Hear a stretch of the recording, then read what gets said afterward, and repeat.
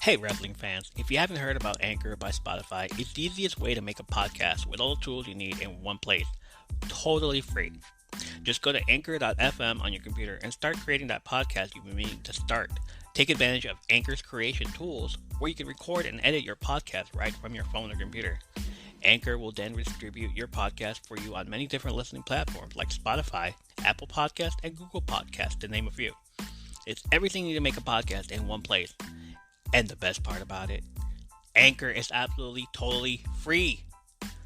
Download the Anchor app on your phone or go to anchor.fm to get started right away. Have fun!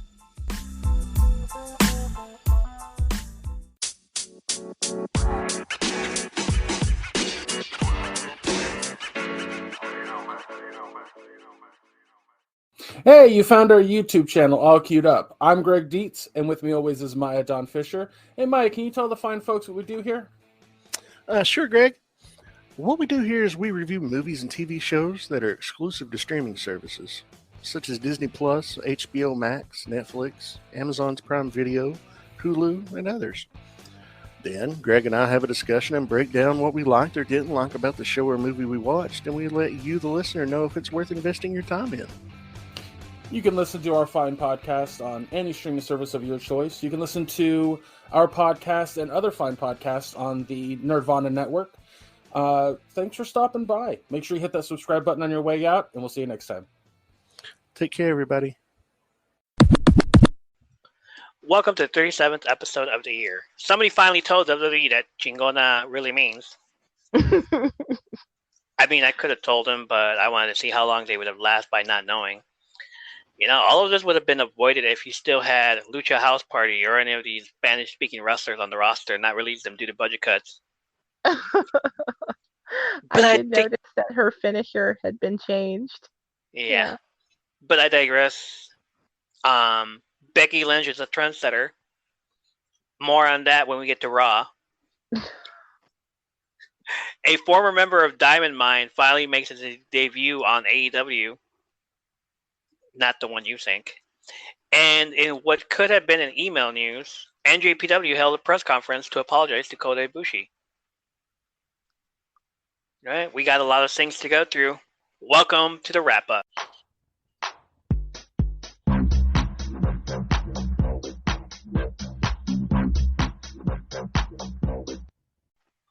Welcome back, my lovely wrestling junkies. We are broadcasting to you live from under the apron. This is the wrap-up, the show where we watch 12 plus hours of wrestling and tell you what happened and give you our take. I'm Ernie, alongside my Misfits in Action, and they say behind a great tag team stands a great China to take care of the problem. Ladies and gentlemen, boys and girls, it's not Bailey, but she sure will be your role model.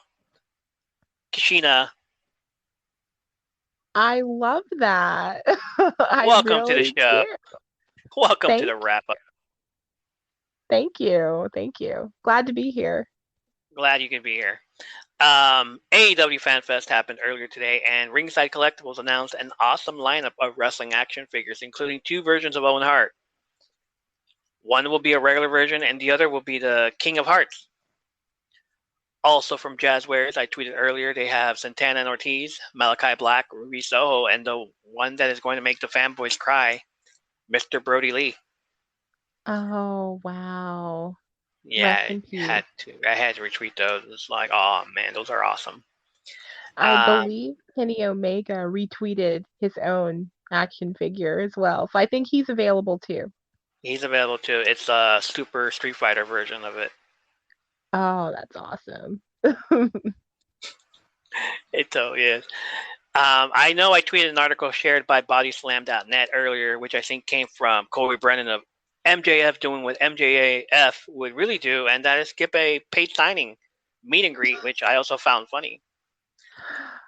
You know what's funny is that so many people were probably actually there to meet him. Like, whenever I watch Dynamite, I see in the crowd these like MJF cosplayers with the knockoff Burberry scarf and the whole scarf. Wait, or is it Louis Vuitton that he's knocking off? Really? I'm gonna go with Burberry. I think they're the plaid pattern. Right. Hopefully the people he screwed over got their money back. hopefully, right? I don't know. They're MJF fans. I can't wish them They but don't so deserve their much money back. goodwill. Yeah, they don't deserve it. Oh, jeez. I'm going to be checking out the FanFest hashtag for more news and toys and upcoming events. And we'll get back to you guys on Tuesday about it. Or Wednesday. Sorry, Wednesday. Yeah. We record on Tuesday. We send it out on Wednesday. So, yeah. Okay, so let's get to that email. That long email, which comes from New Japan Pro Wrestling News Conference. Jeez. Oh boy. Yeah, that was a real and proper transcript. It was like a trial. Yeah, it was. So let's just get through it, man. Let's see. Now, Obari, I know, is the president. Takaki Kadani, what role does he play in New Japan Pro Wrestling? Takami Obari and Takaki. I don't. Thought he was. Doesn't say. But I read their names. I'm like, on Friday, May 27th, Takaki Kadani and Takami Obari greeted members of the media to address comments made on social media by Kota Ibushi. So today, on behalf of New Japan Pro Wrestling, I would like to address recent claims made by Kota Ibushi.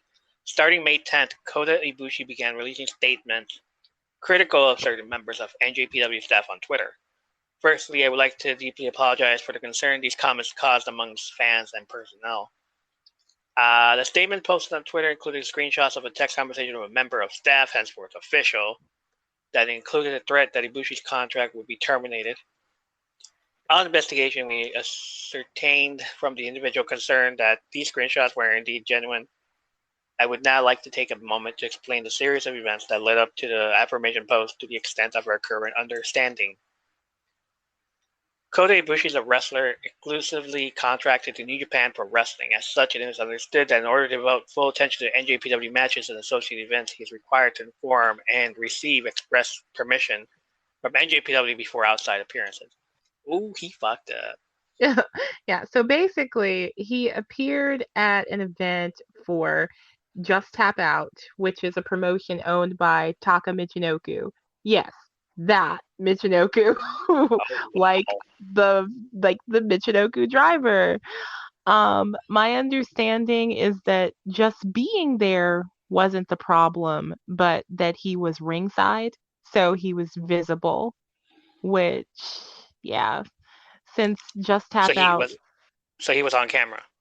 Yeah, from my understanding, based only on this press conference and allusions that they make therein, which, if that is the case, poses a problem because Just Tap Out is not a corporate partner of NJPW or the parent company Bushiroad.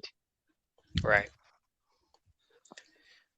Not wanting to lose the services of Kota Ibushi in such a manner and wanting to find out his true mental state and opinions on this matter, I arranged a meeting with Mr. Ibushi at his personal training facility on March 31st. In my brief meeting with Mr. Ibushi, we chatted while we conducted some light experiments and we moved on the mat and participated in some jump training. I was amazed at his superhuman physical abilities, yet Ibushi confided that he found recovery from his 2021 shoulder injury was taking longer than he had expected and that his range of motion was far from ideal. That happened in October 2021, I believe, at the G1 Climax tournament. Oh, man. Yeah. Missed a Phoenix splash and hurt his shoulder. He was at the Just Tap Out by his manager Takumi Inokshu.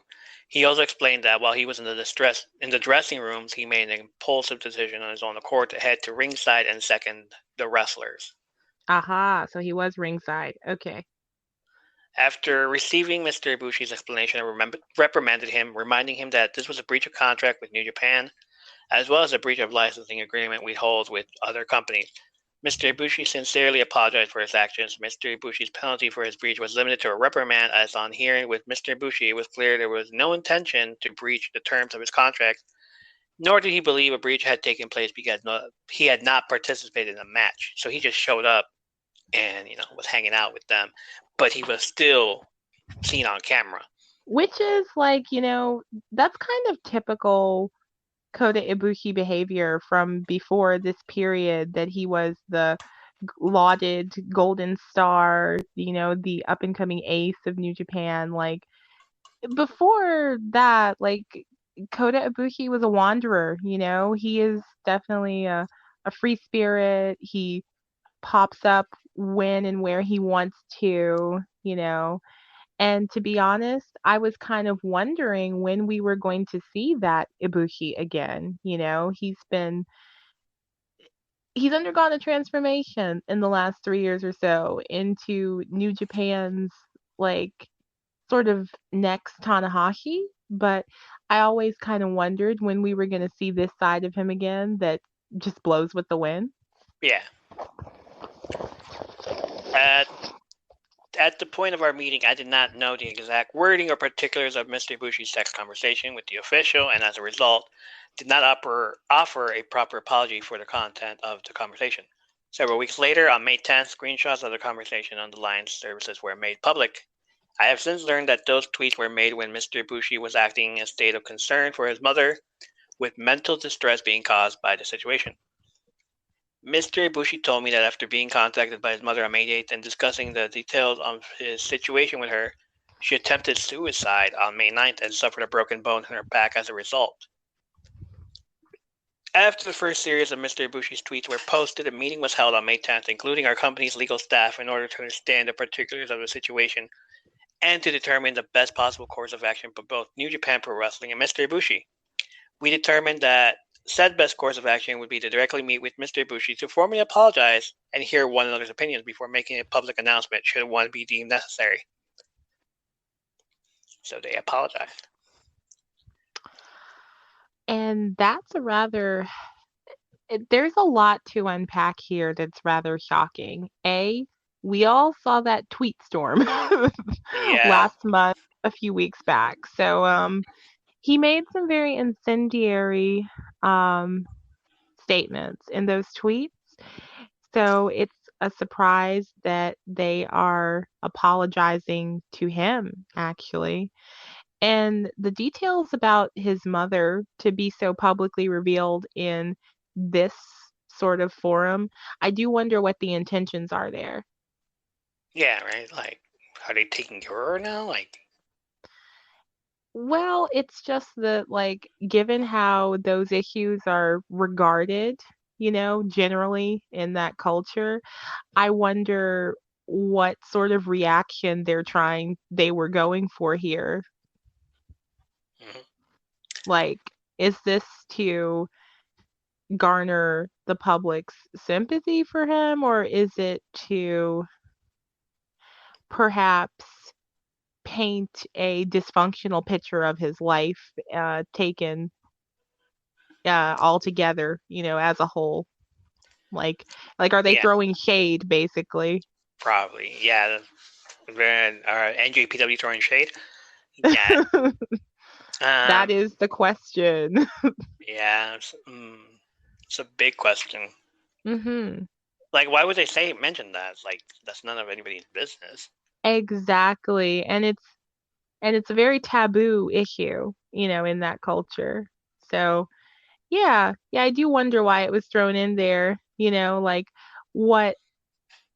how they are trying to position Ibushi to the public here. Right. As a result, there has been no formal announcement from the company on this matter until this time. However, yesterday, myself and the company owner, Mr. Takaki Kidani, were able to meet with Mr. Ibushi and discuss this statement to you here, as well as our opinions on the matter. Before proceeding, I would like once again to sincerely apologize to fans for the concern caused by this series of events. I would now like to relay the company's stance on this situation. Mr. Ibushi's actions in attending an outside event with proper procedure, as well as publicly disclosing internal affairs, were actions in breach of contract, and after consideration of the particulars I have previously mentioned, an appropriate penalty for Mr. Ibushi will be determined. Hopefully it's not that bad. However, the words of the official in his text conversation were inexcusable, especially in the direction to a wrestler who risked his life in order to fulfill his role as a professional.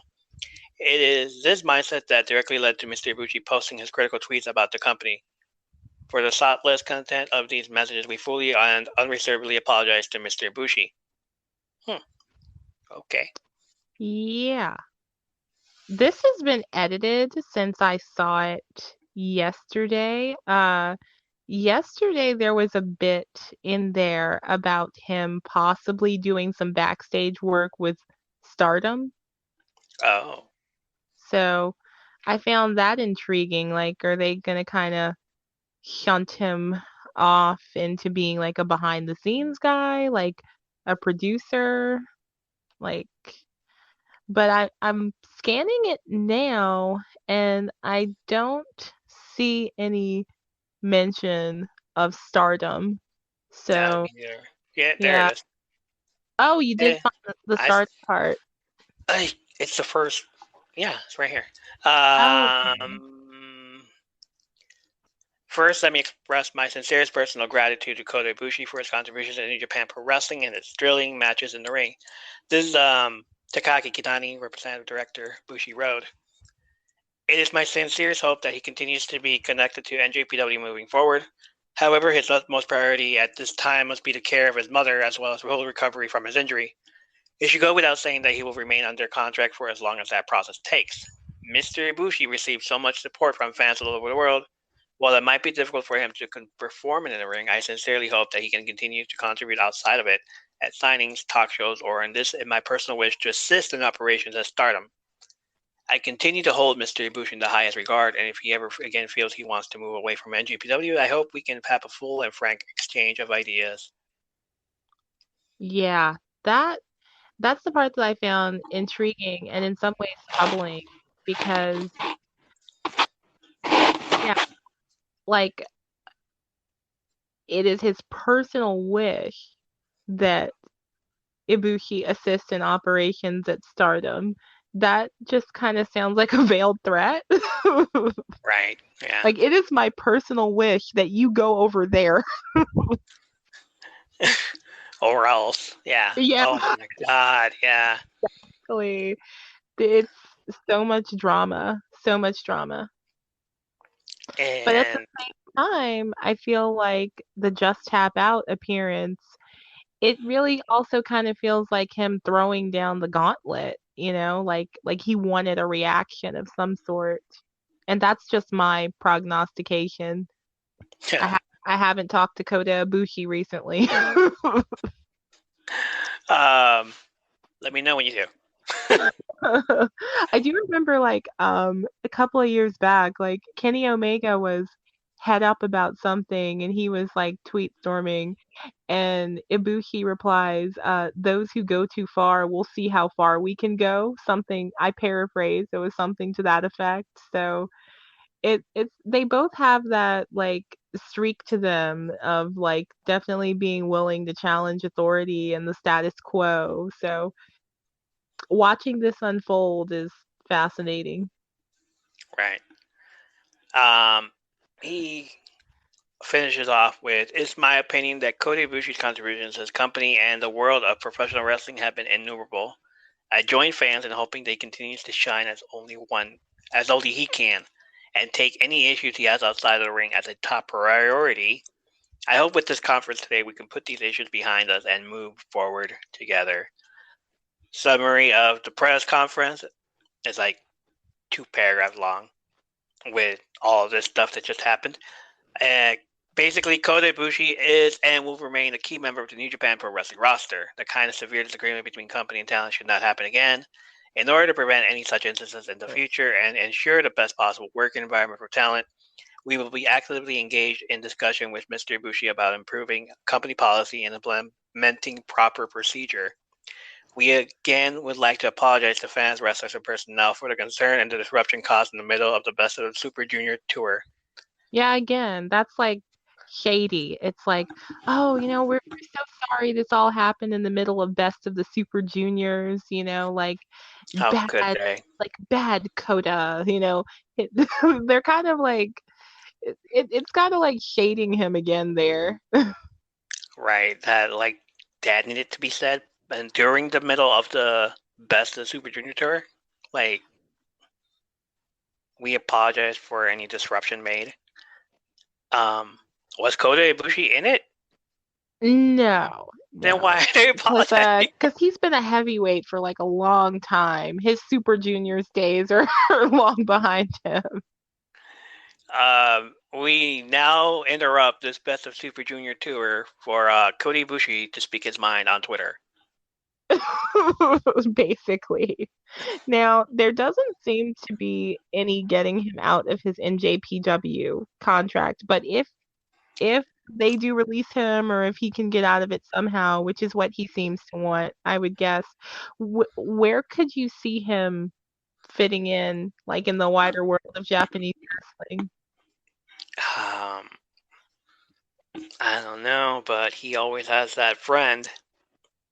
That friend is good friends with that other friend over there. He's kind of like, I feel like that bridge might be burned, to be honest, because like AEW and NJPW are moving closer to each other, which leaves him a man apart. And yet, could you really see him showing up in Noah? Could you really see him showing up in AJPW? Could you really see him going back to DDT? It's like he's climbed such heights at NJPW. So it's like, where is there to go now? Retire? Maybe? I don't know. It's like, I really don't want him to retire, but still, like, okay. Like, I'm not going to go down, am I?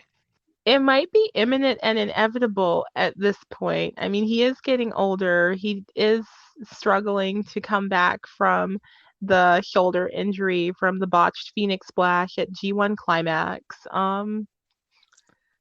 This saddens me because, as I said on a previous show, he always stood out to me back in my days, my like early 20s of watching NJPW, and yeah, has long been a favorite. Ibushi has.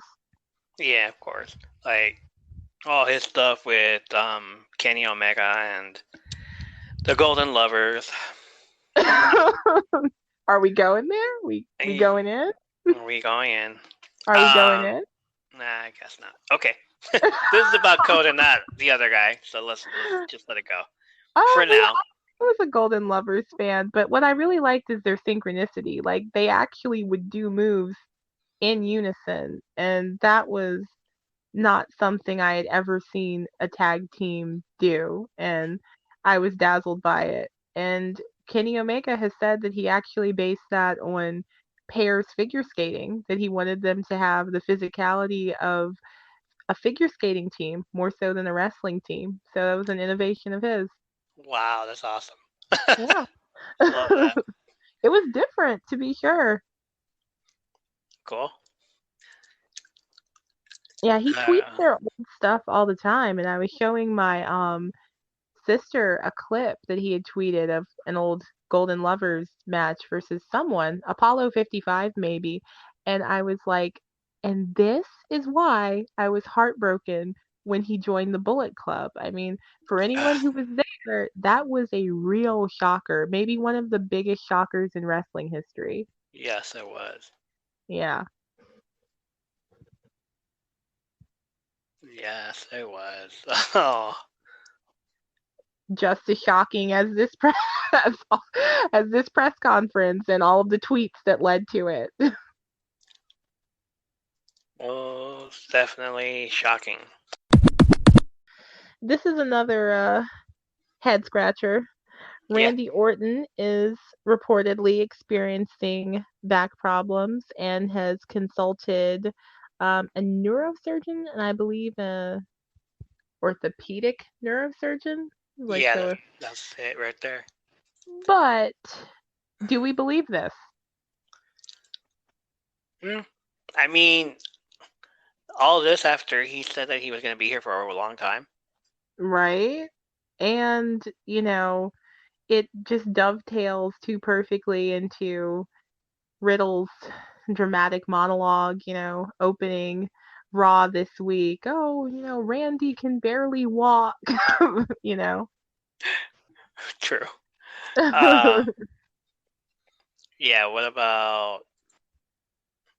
Yeah, what if you think it's a work? Most certainly, yeah. Oh my.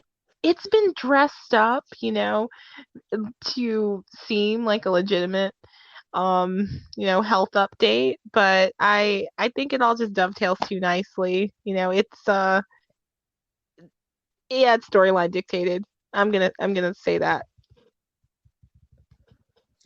Could we see a turn?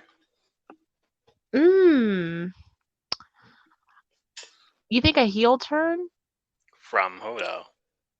Um, Like I still have my heart set on Riddle turning heel on him. But they're just they're making him so sympathetic though. I mean, he got this like beat down at the end of SmackDown, and like he's looking very sympathetic. He's in trouble. The bloodline are just, stampeding him.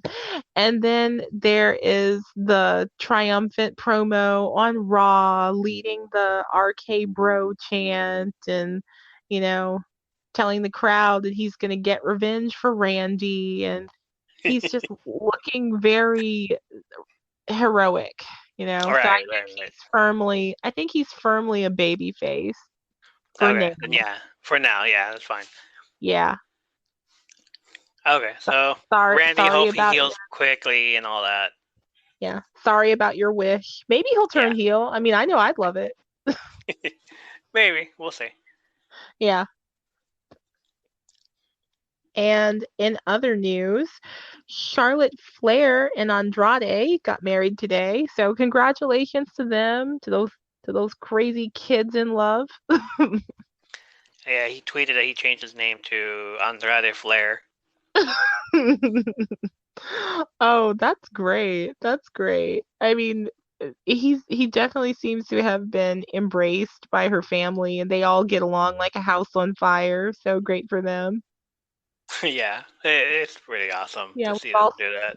Him and Rick in the pool. That one was great. That Instagram post. A lot of pictures at the wedding and all that. I love it. Yeah. Finn Balor's there. I think Rey Mysterio without his mask on. Oh, that's great. But can he do that? Who? Rey Mysterio. We've seen him without his mask on before. No big deal. I make it a point never to see him with his mask off. I don't want to ruin it for myself. Okay, then don't watch WWE back in the day. So, what? He's gonna attend a wedding with his mask on? Unless nobody knows who he is. I've heard that Excalibur did just that. I've heard that. Oh, wow. Never seen Excalibur before. Isn't that his name? He's a commentator. Yeah, it is. But I've never seen him without a mask before, so there you go. That must be funny. I've never seen a Generico without his mask either. That's really something I would love to see one day.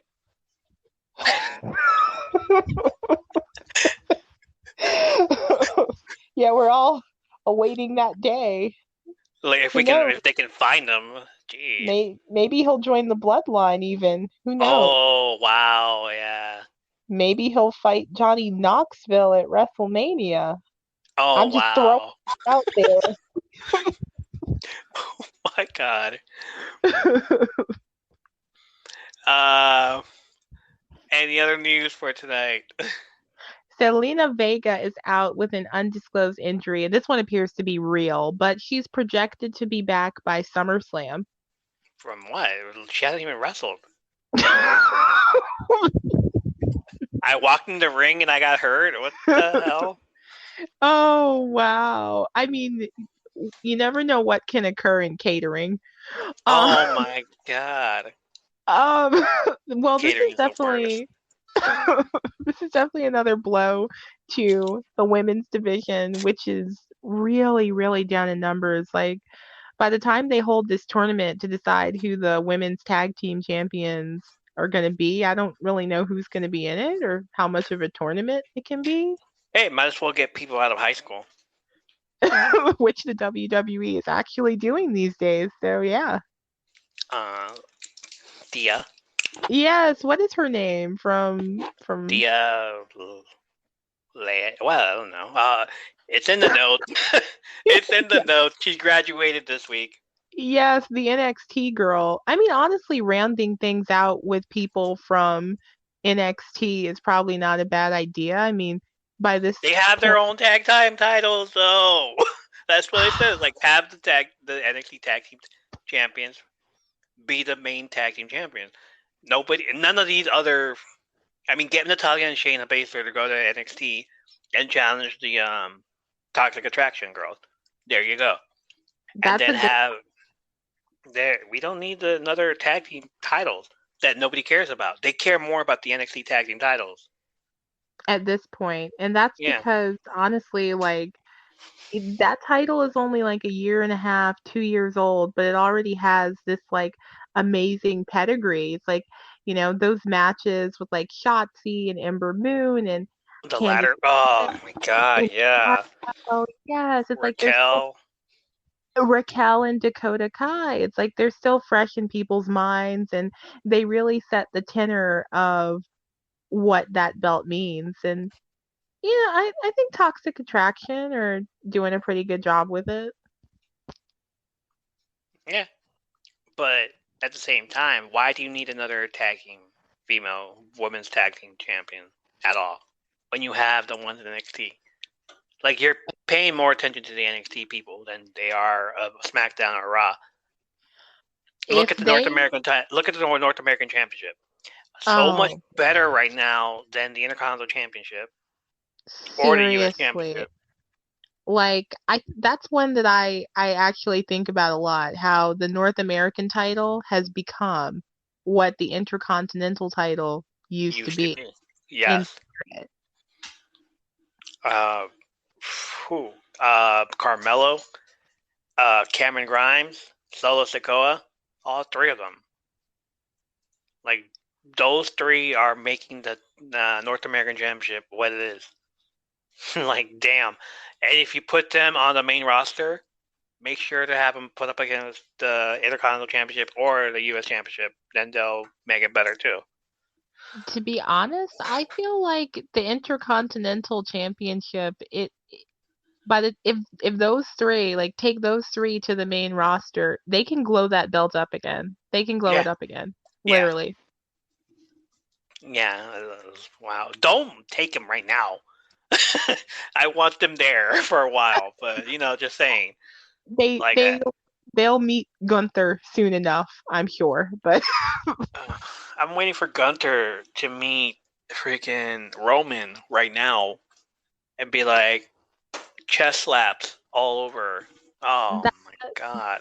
that was the projection. Like I'm gonna say last year, like maybe last summer, we were hearing, oh yeah, Walter's coming over to the States and he's gonna be the contender for the Universal Championship and he's gonna fight Roman Reigns, and then they present us with this Gunther business instead.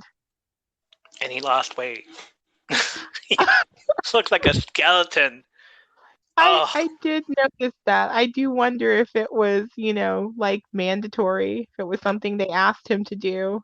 no, he said he wanted to. Oh, He has good. said in a Corey Grave podcast that he was doing all this stuff to remain healthy, but he also wanted to face Cesaro. That was his first dream match, and Cesaro got released after that. Oh, that would have been gnarly. Can It you would imagine? Oh That my would have God. been the best match of that year, Oh my but gosh. no, they don't want it. Uh, Yeah, that's a drastic oversight there. true, true, And true. he hasn't ended up anywhere else yet, Cesaro. No, he hasn't. I haven't heard from him. I thought he was going to be in the Joker in the Owen Hart and Foundation tournament. Instead, we get Johnny Elite. I think it's Johnny Progress right now. Oh, Johnny Progress. Yeah. He's in progress right now.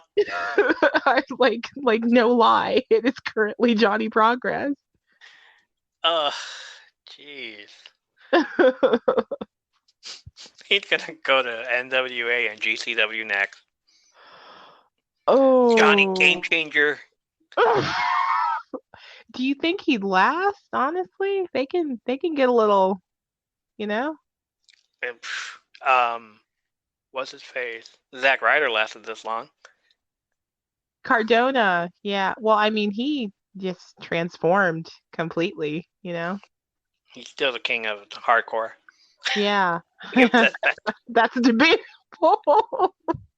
Oh my goodness. Breaking news.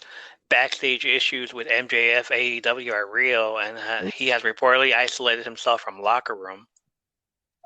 Wow, that's really interesting. I mean, he's been handed everything.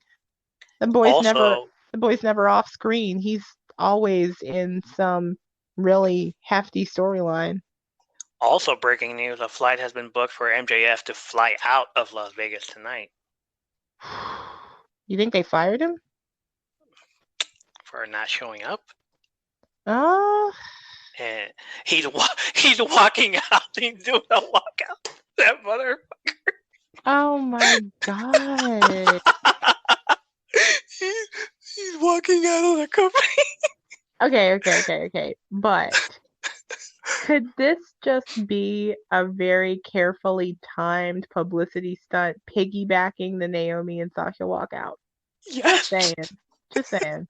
I mean, this could just be Tony Khan's brilliance striking again. It's been dormant for a few months, but it might be striking again. Fightful is reporting that sources in the company are very unhappy about how it all played out in regards to the situation with MJF, that communications between both sides have reached at an all-time low. PW Insider reported earlier today that MJF has isolated himself from the locker room. As noted earlier, security at AEW Double or Nothing FanFest stated that MJF decided to simply not show up for his scheduled meet and greet, and fans were offered refunds or they could choose a meet and greet with another AEW wrestler. Fightful added that a cross-country flight for MJF leaving Las Vegas tonight has been booked for MJF, but it remains to be seen if he gets on the plane. Obviously, if he decides to fly out, then he would not be on the pay-per-view tomorrow night and would basically put a nail on the plans for his match with Wardlow. MJF has been very open about his unhappiness with ex-WWE stars making more money than him. Wow. But AEW has been willing to sit down and negotiate a new deal. So far, MJF has not been willing to sit down with officials, and has stated in interviews that when his contract is up in January 2024, he plans on signing with the top bidder. At the same time, what you're saying, though... Yeah, this is a work. Oh my god. I mean, what's he gonna do in WWE? I mean, they're not gonna let him be MJF. He's gonna be calling AJ Styles a poopy head and getting into pie fights with Happy Corbin, and he knows it. We're already betting on what the name generator is going to come out to. He's going to be, we have our answer. He's going to be Max Dupree's first male model. Oh my god. Max Dupree introduces Maxwell. Max Dupree and Maxwell Jacob Friedman. There you go. What does MJF stand for? It stands for Maximum Jacob Friedman. Oh, wow. We're at Maximum Male Models. Every freaking person on the Maximum Male Model is going to be called Max. If this is real, then wow. Hopefully there's a Broadway camp that needs a day counselor, because his career in wrestling will be over. Oh my. I can't with this anymore. This is hilarious. Okay. That was something.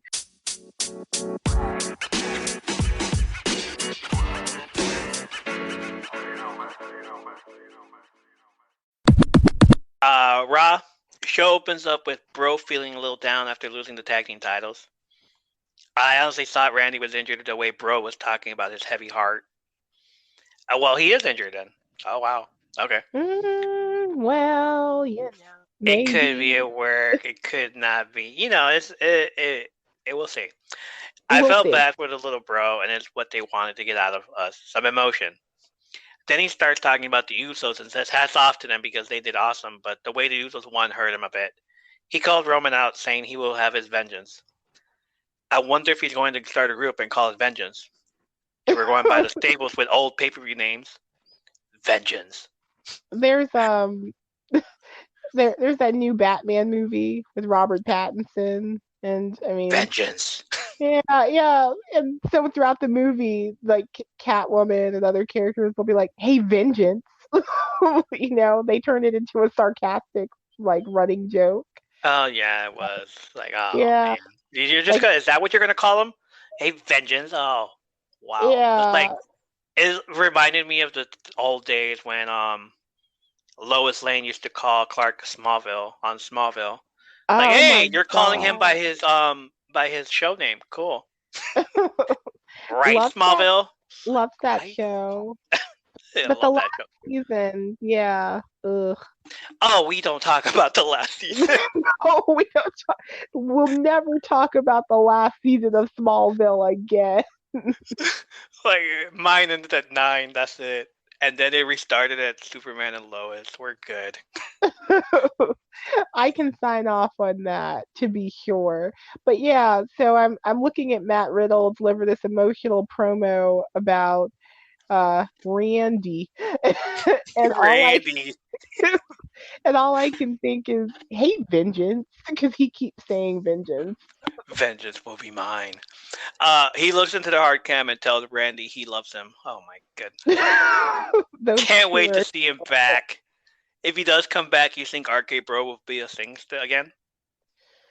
hard to say. I mean, Randy Orton's clearly having a blast with this comic babyface portion of his career. I'd rather have him, going to that place in his head where he hears voices and Oh my goodness, inside, yes. inside Hell in a Cell and just being evil, just generally being the deadly viper that, we all know and fear. Of course. Yeah. A week ago, when the whole Sasha and Naomi walking out happened, I predicted the idea of Naomi was going to show up on Friday with Sasha and join the bloodline. But then you had to say the naysayers saying no. Naomi's only married to Jimmy and she's not blood related, and no to Sasha also. It's like these little whiny kids don't have a sense of imagination or story for it. But yet they're okay with Sami Zayn joining up with the bloodline. And he's kind of a member because he's a little snitch. To And he's me, not he's not to, really a member. come on, Oos. To me, he reminds me of when Owen Hart joined the Nation of Domination. Yes. Okay, like I literally loved that material as a kid. I mean, I was like 6, 7, but I loved Owen. I loved the Nation, and I was like, okay, wouldn't have thought of this, but I like it. Right. um, but I guess they're okay with Sammy joining because they don't want to admit that having Naomi as Jimmy's wife join could be a better idea than theirs. And then guilty by association because they were tag team champions and they want to remain sisters, Sasha joins the group. So now we have the head of the table, the Usos, Naomi, and the boss. Nothing wrong with that, right? No. Um, Could be a I thing. could be a thing. Yeah. Come on, WWE, book it. I love how Riddle's going to take over using the RKO when Randy's away healing his wounds.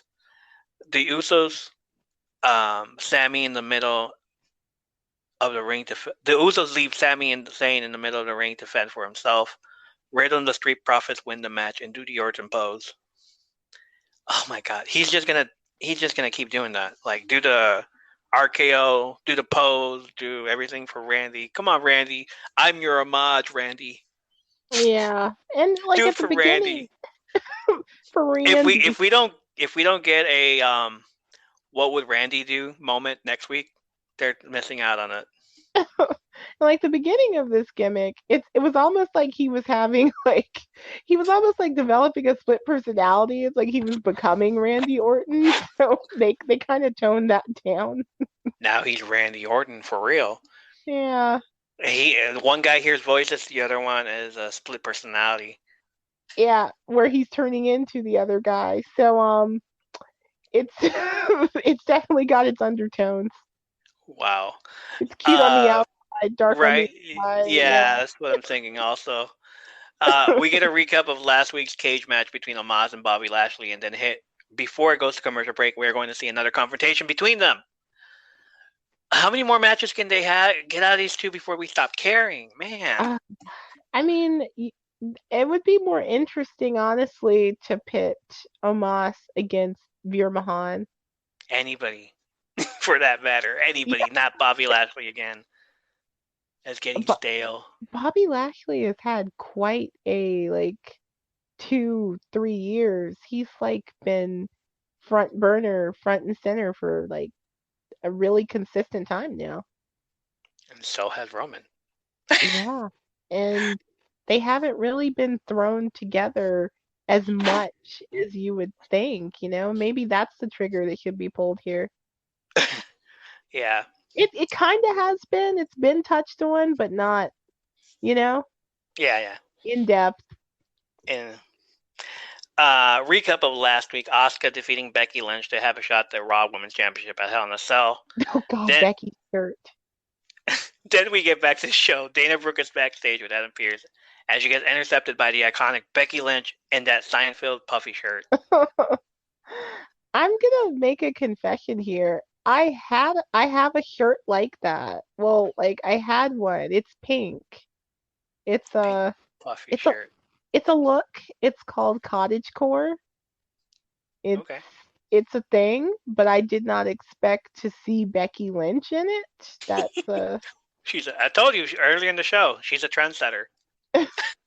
cottage core wrestling gear. And anyone listening, go to TikTok, go to Instagram, just put in hashtag cottagecore, all one word. You'll see what I mean and why I would not have associated this with Becky Lynch. Oh my. We're gonna have to take a look at that soon. I see what she's doing, and it all started at WrestleMania when she looked like Hayley Williams from Paramore. And then at Backlash, she tried on the Lilo from Fifth Element look. Yeah, I'll sign off on that one. Yeah. She's going with iconic looks in TV shows and movies. Becky again complaining about last week, and she hasn't gotten rid of the stain off of her hair. You didn't wash it, right?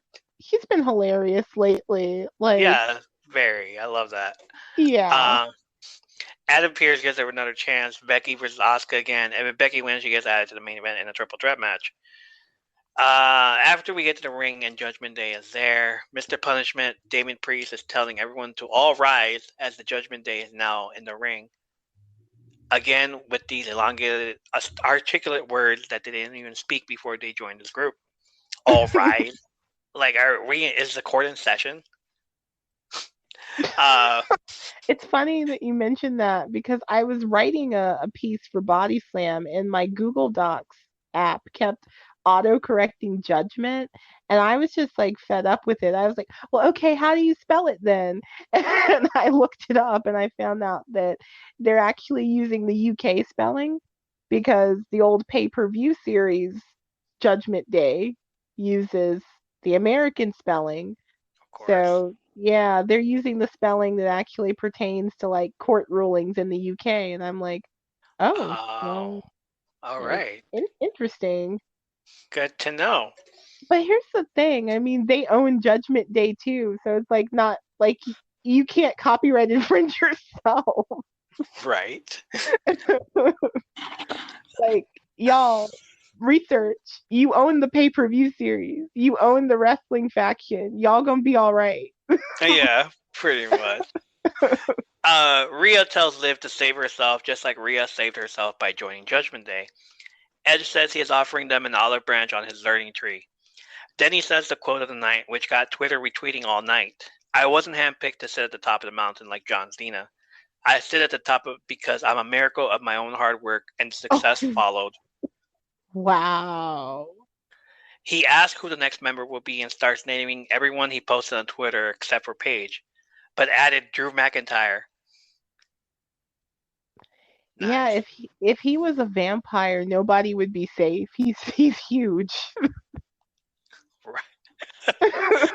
I'm just saying, not Drew McIntyre for public safety's sake. Wow. So you're saying he would look like Triple H in Blade Trinity? Triple H was in a Blade movie? Oh my god, yeah. Triple H was a vampire in Blade Trinity. Oh wow. So Once again, basically, yeah. So once basically, that's what he would look like. that does not sound safe for the public. I'm trying to think who like the most like the biggest vampire in the Anne Rice books would be. I think Marius was supposed to be a pretty hefty dude. Yeah. Okay. Yeah. So, but generally, you don't want a big hulky vampire. How would you ever outrun him? The same way they outrun Triple H. Oh Uh, my gosh. uh, Damian Priest and Rhea Ripley defeated AJ Styles and Liv Morgan. Styles and Priest start out the match and it's going pretty well, but AJ drop kicks Priest into the corner, which Rhea Ripley tags herself in. She gets in AJ's face, but AJ turns around and Liv Morgan runs at him. He lifts her up and throws her into Rhea and does a sweet Hurricane Rana. Rhea shows off how powerful she is by picking up Liv in a suplex, but Liv wiggles out of it and tries to go for a roll up. But Rhea continues to hold on to her, lifts her up again. Liv wiggles out of it again, lands behind Rhea and does a backstabber just like Sasha Banks would. Everybody on Twitter was like, homages, Yeah, doing it for Sasha, yay. a show of support. Yeah, it was a show of support, obviously. Yeah. It was a great match, but it was more to watch Rhea Ripley continue to beat down her former tag team partner. Back from commercial break, and AJ's having trouble with Priest. He does the Pele and hot tags Liv Morgan, who runs at full steam at Rhea Ripley. She hits her move with a kick to the face and pins her, but Edge grabs Rhea's leg and places it on the ropes. AJ runs at Edge and starts to fight him outside. Damian Priest comes to the aid of Edge. AJ Styles and Priest are distracted with each other. Edge helps Rhea Ripley win. After the match, AJ Styles and Liv Morgan get teamed up by Judgment Day. Where's Finn Balor? No Finn Balor. Charlotte and Andrade's wedding. Oh, That's where damn it. Yeah, he that's is. right. Oh, okay, but storyline wise, He's out of town, so I was at a wedding. Like, oh man. yeah. It's 2022. There's a King's Court, and Jerry Lawler is still employed with WWE. Yeah, that was pretty surreal, to be perfect. Like, what? He called out Veer Mahan for an interview. I don't know what to say. They tried with this one, like, no. What Jerry's was it he said that you're so hairy that when you walk your dog and people pet you? People want to pet you, yeah. That one Jerry, got me. Right? Jerry's one of those friends that you ask not to embarrass you, and he agrees, but you get a few drinks in him, and he's telling your mama jokes. Well, yeah. That's the least of our worries with Jerry Lawler, but yeah. Yeah. Nobody liked that one. Veer grabs Lawler's hand and yells into the mic. The man can obviously talk, but for just a few, I kept saying, why doesn't Lawler defend himself? And then I realized the man suffered a heart attack over a decade ago. You weren't watching this time, were you? No, I'm very familiar with Jerry Lawler. Him and JR, like the voices of my childhood. Yeah. Okay. The Mysterios come out and Veer just takes care of them. Ray and Dominic hit some offense moves that Veer cares not to sell. He gets upset and just walks back, retreating from destroying boss father and son. I enjoy Veer a lot. Yeah. I mean, he's a throwback, and WWE is definitely doing a lot of. They're kind of doing a lot of throwbacks to what they call the golden age era right now. For whatever reason, maybe he's having a nostalgic trip, but Vince McMahon is feeling that, big guys, ostentatious characters, and it was jarring at first, but Yeah. I mean, it can be fun. It's a throwback. It is. Yeah. And Veer, he gives me, I hesitate to say Ultimate Warrior vibes, but I mean, I think the comparison is there. Yeah. Yeah. Okay. Yeah, and I think it could be fun for the younger audience. Cool. Yeah. I see it too. What are your thoughts? Yeah, I see it too. Just they could do more with him, but not Oh yeah, definitely more, you know. as long as they don't turn him into the next big guy that gonna be undefeated throughout the entire run and then don't know what to do with him. Yeah, as a teenager, that's what bored me about early Brock Lesnar. Like, Oh yeah, he most bored definitely. me to tears. Yeah. There's Alexa definitely a Bliss. possibility of that. Yeah. Yeah, the possibility of that. Alexa Bliss defeated Nikki Ash. Corey explained the Naomi and Sasha situation again. Like, okay, Again. again. Like, we already know. They also claimed they did it during Raw, and then there's that person close to Naomi again who's come out and said they did it hours before Raw started. That person close to Naomi who said the same thing about the, I don't know who is that person close to Naomi. Come out and speak up. Whoever they are, they're running their mouth. That's They are. We know that at least. So they did it be hours before Raw started. So basically, WWE had a lot of time to change the main event. They love changing things at the last minute, according to Freddie Prinze Jr. and his podcast, who has said they've changed segments before, his segments also. So now they're going to do a tag team tournament for those tag team titles so they can have tag team champions the crowd love, and With they can do this again with them. With what tag team? There's like maybe 2 women's tag teams left. Maybe. Yeah, those 2 women are that tournament. There's Shayna and Natalya. There's Doudrop and Nikki. Bada boom. We got a tournament with 1 round. That's called a match. If you guys win, you get these belts. Okay, cool. Yeah. As for Corey Graves or whoever's feeding him these lines, if they want to continue doing that because Naomi and Sasha are living their best lives after walking out instead of being down because they're suspended. Yeah, I would love to be at a Steve Aoki concert also. Yeah, after but getting fired, they're not making any money, so their merch has been frozen. And oh yeah, there you go. Cody Rhodes defeated The Miz via DQ. Before the match started, Cody gives the Gold's Gym belt to a little boy plant in the front row. Of course. Aw, the kids are loving Cody. It's really sweet. And yes, they are. He's the ambassador of WWE for now. A few botch moves from Miz and Cody. It looked rough. Yeah. Wasn't their best. Yeah, it wasn't. Miz worked the knee like always. That bow and arrow would have been perfect, but Miz got out of it. Seth Rollins did me a service by interfering in this match. He ripped the Gold's Gym belt from the little boy and spanked Cody with it once. Really? That's all you're going to do with it? Just once? At this point, like the Miz's strengths do not lie in the ring, but yeah, his promo before was great. I love the part where he was like, if I know one thing for sure in this life is that you can't trust a man with a neck tattoo. Oh my God, yeah. Hilarious. Sick burn. Cody Rhodes did what Hulk Hogan would have done and give back the belt to the little boy. I'm hurt, but I still love you, kid.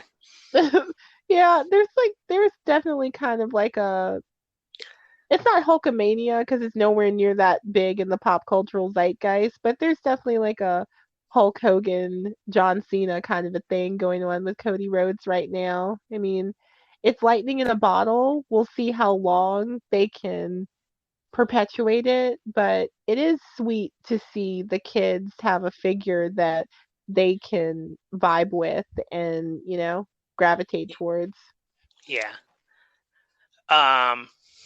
Ezekiel defeated Chad Gable for a roll up. Can Ezekiel can Ezekiel get some help here? I'm tired of watching this man get beat up by the same three people. MVP defeated Bobby Lashley via countout. MVP gets to name his stipulation at Hell in a Cell. And finally, Becky Lynch defeated Asuka. Did you watch that match? I did. Go ahead. This is subtly becoming some of the best work of Becky's career, I'm going to say. The last couple of weeks, she's been so enjoyable. Great matches and hilarious in her backstage segments, and she's back to being a real team player and a really great franchise player. Yeah, that's true. But don't give her the belt now. Not yet. No, too soon. Yes, too soon, and she already. Yeah, don't leave it on Bianca Belair for now. Let her have this moment. That whole 20-second match. Let's not bring that up. Seeing that her and Britt Baker are kind of in a similar place, they are both very polarizing figures. There's a lot of strong feelings about both of them, but now here they are, beltless. So how do they define themselves without titles? Yeah. And it's early in that journey for Britt Baker, but Becky's kind of finding her footing more without a title than she did coming back from SummerSlam and getting first the SmackDown title, then the Raw title. That, he was gratingly grandiose, but now he's much more enjoyable, much more well-rounded, and such a refreshing team player. No doubt about it. I really love this version of Becky Lynch right now. Yeah, she's very quirky. She's got a quirky charm. Especially her trending. Oh yeah, why was she trending? She's the shirt. Oh, the shirt. The puffy shirt. The puffy shirt. Shirt. Yeah. She was trending because of that. Interesting choice for wrestling gear, that's for sure. Yeah. It was. It really was. It's just what I equate more with. I mean, that's like the Laura Ashley look and baking strawberry shortcake in a cottage, and yeah, it's not squared circle connotations there. Right. Nothing happened on NXT. Thanks for informing us. Yeah, but no. Nothing good out of it. Alba Fire defeated Electra Lopez, and it's all right. Backstage segments. Apparently, Nikita Lyons suffered an injury. I did see that in news. Yeah, she's out of the tournament now. Yeah, after Instagram, I went to check in on her because I care about her. I care about my Nikita Lyons. She posted a video of herself in a boot during her rehab, but she also on Instagram Live said she had a partial tear on her MCL, sprained, and it could have been worse. She says the comeback is always stronger than the setback, and we can't wait to see our Lion Queen back in the ring. Well, there kind of goes, the way the tournament was kind of projectedly going. So yes, that's what I said here too. It's like, damn, that sucked. Guess it's going to be Lash Legend then. Nope. Back to the backstage segment. Lady Antebellum is getting interviewed. Hold on. Is getting interviewed, and Fallon Henley thinks she has a bye in the tournament. Tiffany Stratton interrupts the interview and baits Fallon into putting her spot in the tournament against her, which she does, and they will have a match later. Roxy Perez defeated Lash Legend. Oh, so Lash is out. Yep. Oh, The entire okay. tournament changed with that. My pick was Lash Legend versus Nikita, and Nikita wins. But now it's Roxy versus Tiffany Stratton versus Fallon Henley. Tiffany Stratton defeated Fallon Henley.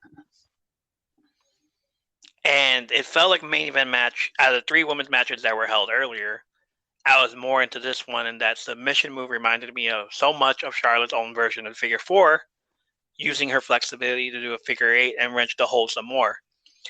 Plus, she's working on the leg earlier on perhaps Charlotte should take some notes on how to actually wrestle a match and take her opponent out. Such an underrated submission wrestler, Charlotte. I think. Yeah, she is. Right. Tiffany hits her flippy Stratton bomb maneuver finisher and wins the match. Finals is going to be Tiffany Stratton, Roxanne Perez. Yeah.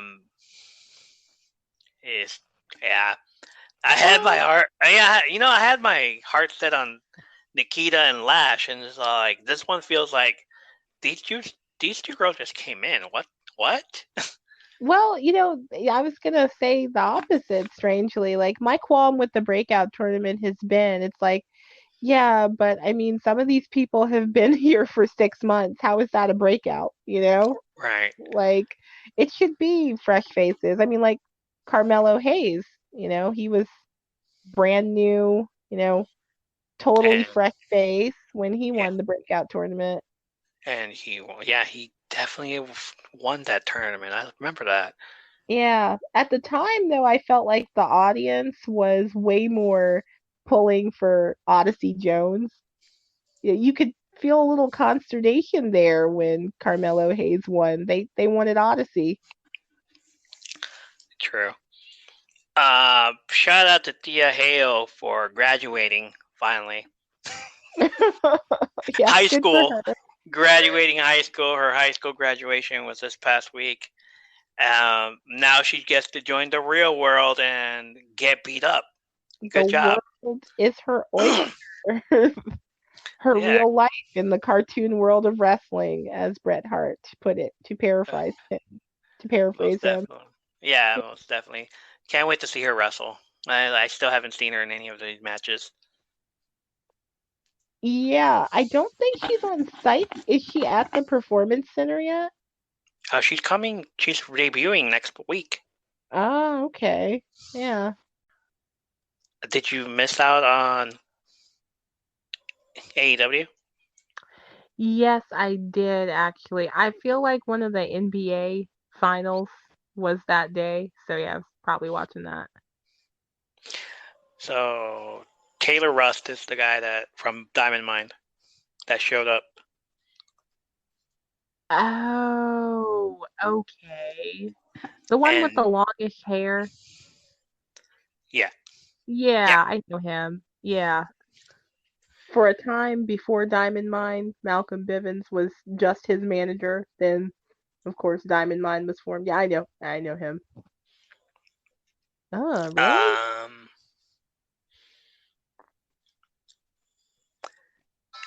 CM Punk and what's his name? Well, okay, never mind that. Let's get to the Hardy. Who? Hangman Page. Oh, the champion. Yeah, current champion. He said he did a thing. Where is it? We get in the ring for face-to-face with CM Punk, who will take on the AEW World Champion Hangman Adam Page on Sunday at Double or Nothing. CM Punk starts it out with saying his best moment of his career happened in Las Vegas already, and that was when he came back to wrestle, and that he will respectfully come out the winner at Double or Nothing against Page.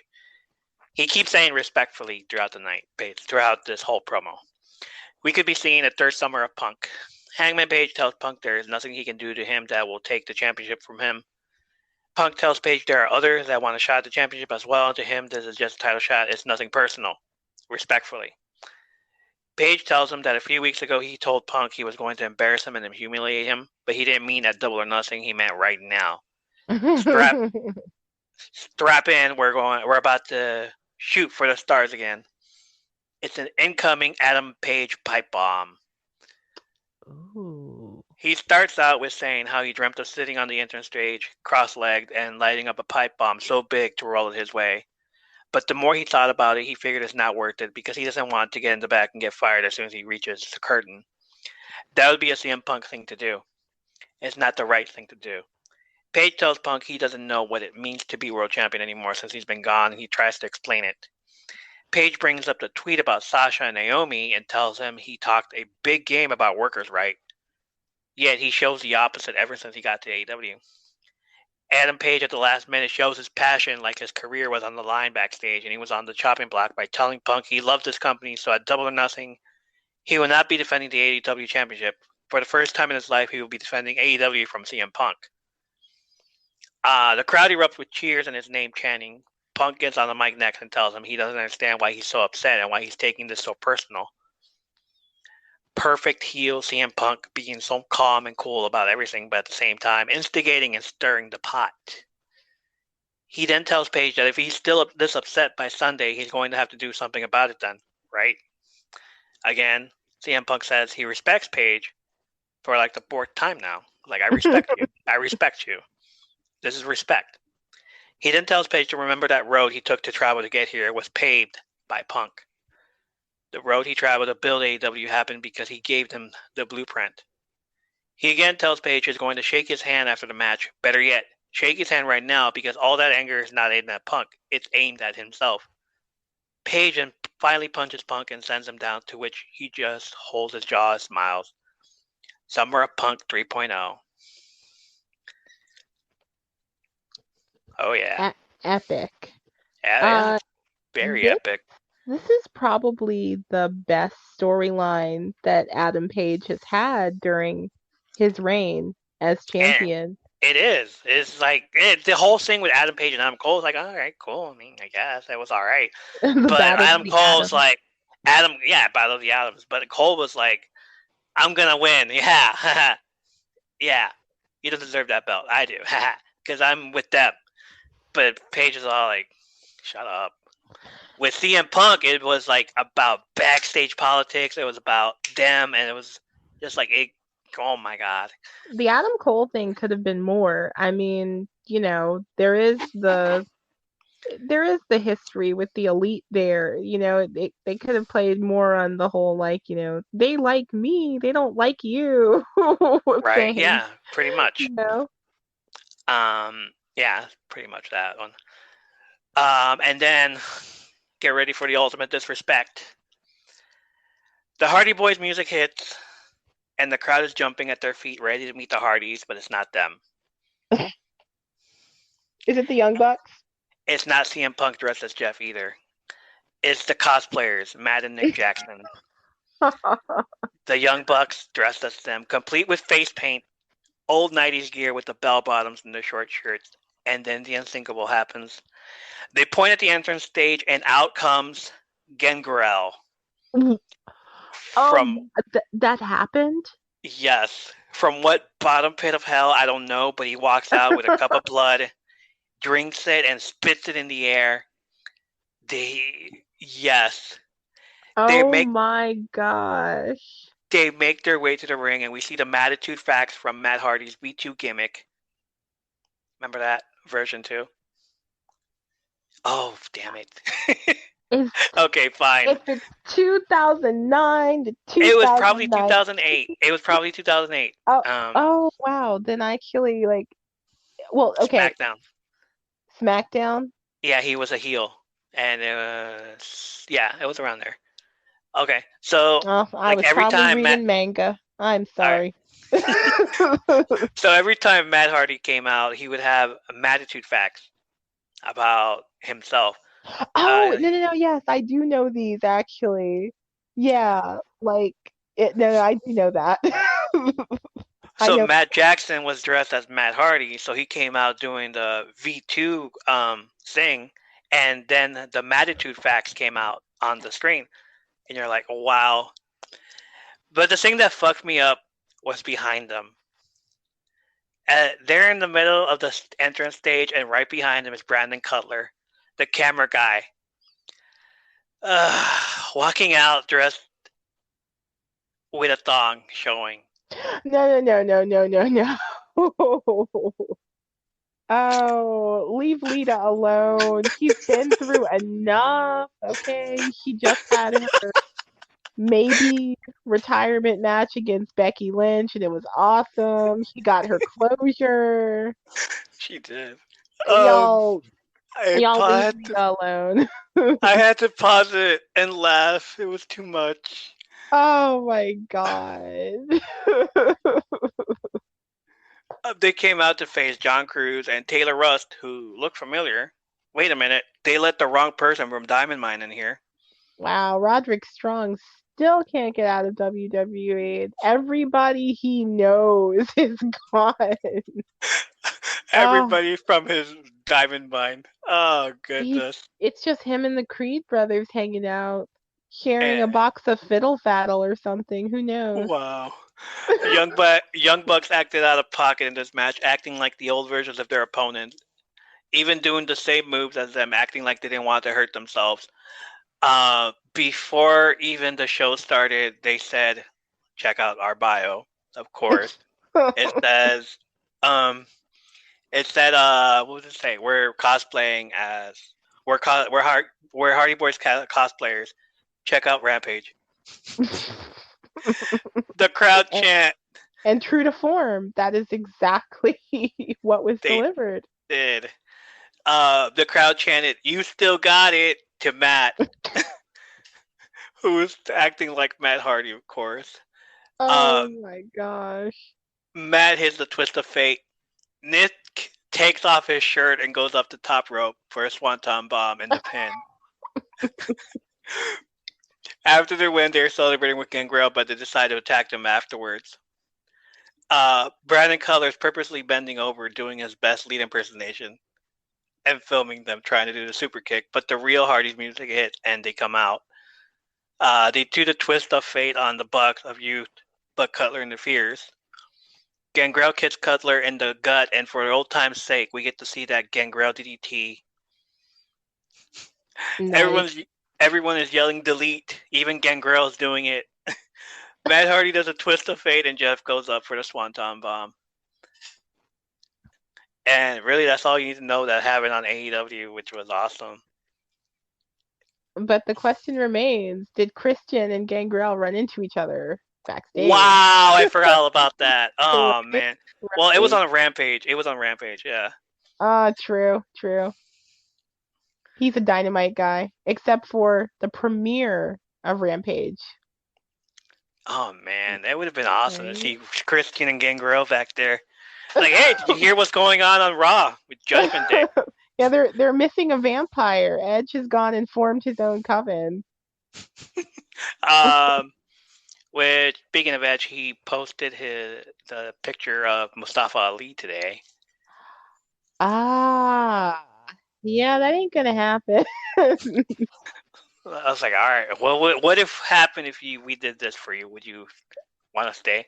Can I leave? Mustafa Ali is that friend. It's like, your work friend who just like hates their job. And it's like they can never go out with you after work because after work they go home and put in like 40 job applications. Right?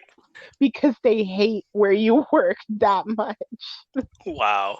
Like your whole other job is finding a new job. Exactly. So, like, can I get some references? It's like, yeah, I will be your reference, but can we just go out to coffee? Like, please chill out. I have a friend like that, and yeah, she like wants to quit like every 2 weeks, and I calm her My down. God. Yeah, that's Yeah, horrible. Wow. he's Mustafa Ali. Like, all right, next week. What can I leave yet? No. All right, Like, fine. you- Can you just put me back on NXT and start a match with Roderick Strong? I think mean, we'll do better there. they can have their own little 2-man cruiserweight classic because they're like all that's left of those days. Oh, wow. Um, Hey, Kota all right. Ibushi was in that too, and Yes, he was. he's also looking for a new home. So I don't know. All three of them. There you go. Yeah, I was wow. like, did you watch that Cruiserweight Classic?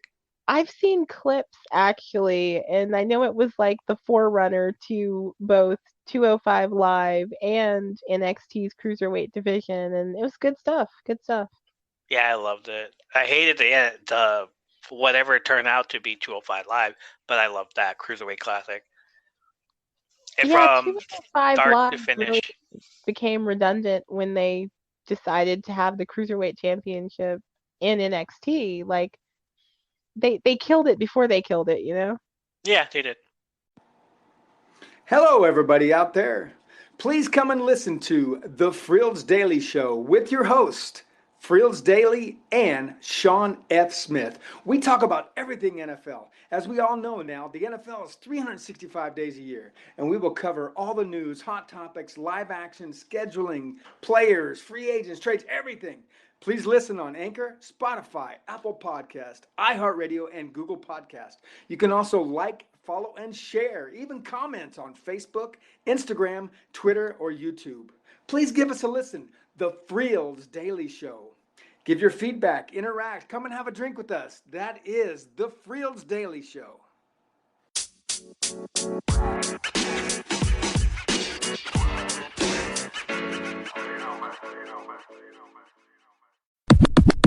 SmackDown opened with an address a celebratory address to the crowd from the Usos, the newly minted, undisputed tag team champions. They it was amusing, honestly. They started off, sort of building the crowd up. There was going to be this like touching moment, and then they launch into and we did it without you. We didn't need you thing. And honestly, like I feel like this run, the undisputed run for the Usos, well for the bloodline as a whole, is just reiterating like that they're the bad guys, you know? They have kind of existed on this knife's edge of moral ambiguity where the crowd can like them if they like them, they can hate them if they hate them. But this is reiterating like, no, they're definitely the villains. And they were interrupted by Riddle and Shinsuke Nakamura. So they have like a little schmoz, and Riddle's just kind of between partners right now with Randy Orton out. Of course, he appeared on Raw as well, backed up by the Street Profits. Yeah. Like, they're bros, man. I love how Nakamura came out and was all like, me and my brother are going to beat you down. I was like, oh, yeah, who's your brother? Nakamura's all like, this is my brother, and then bro. I'm like, oh, his bro. All right. So Nakamura has a bro now. Bro. And I can just imagine the Riddle kicks and Kinshasa from Nakamura. See, if they were a tag team, that would actually be gnarly. 2 NXT guys, and like you said, similar moveset there. They got the kicks. So here's what I love about Riddle, that he copies his partner's finisher from when he was teaming with Timothy Thatcher back then, which was a freaking on NXT, which was a freaking Oh my gosh, yeah. What did they call themselves? It was some sort of a play on both their nicknames. Bro, I don't know. Yeah. Did they call him something? I thought it was just Timothy Thatcher and Matt Riddle. But I thought it was something cheeky, like a like a mesh, like a portmanteau, but I could be thinking of someone else he tagged with. Like, he did his move, and then he did Randy Orton's move, and then if he does the Kinshasa here, it'd be like, oh my gosh, Riddle is just a bro who likes to do other bros moves, which would be hilarious. He actually is a really talented mimic, and he does it with like such enthusiasm. Like, did you see me? I'm doing the move. Is that why Randy Orton feels like a proud father every time? Like, you did awesome, kid. You did awesome. So proud of you. Exactly. There's definitely that subtext there. And then when Riddle gets hurt, Randy's all like, no! Worried dad moment. Like, yeah, I understand that moment.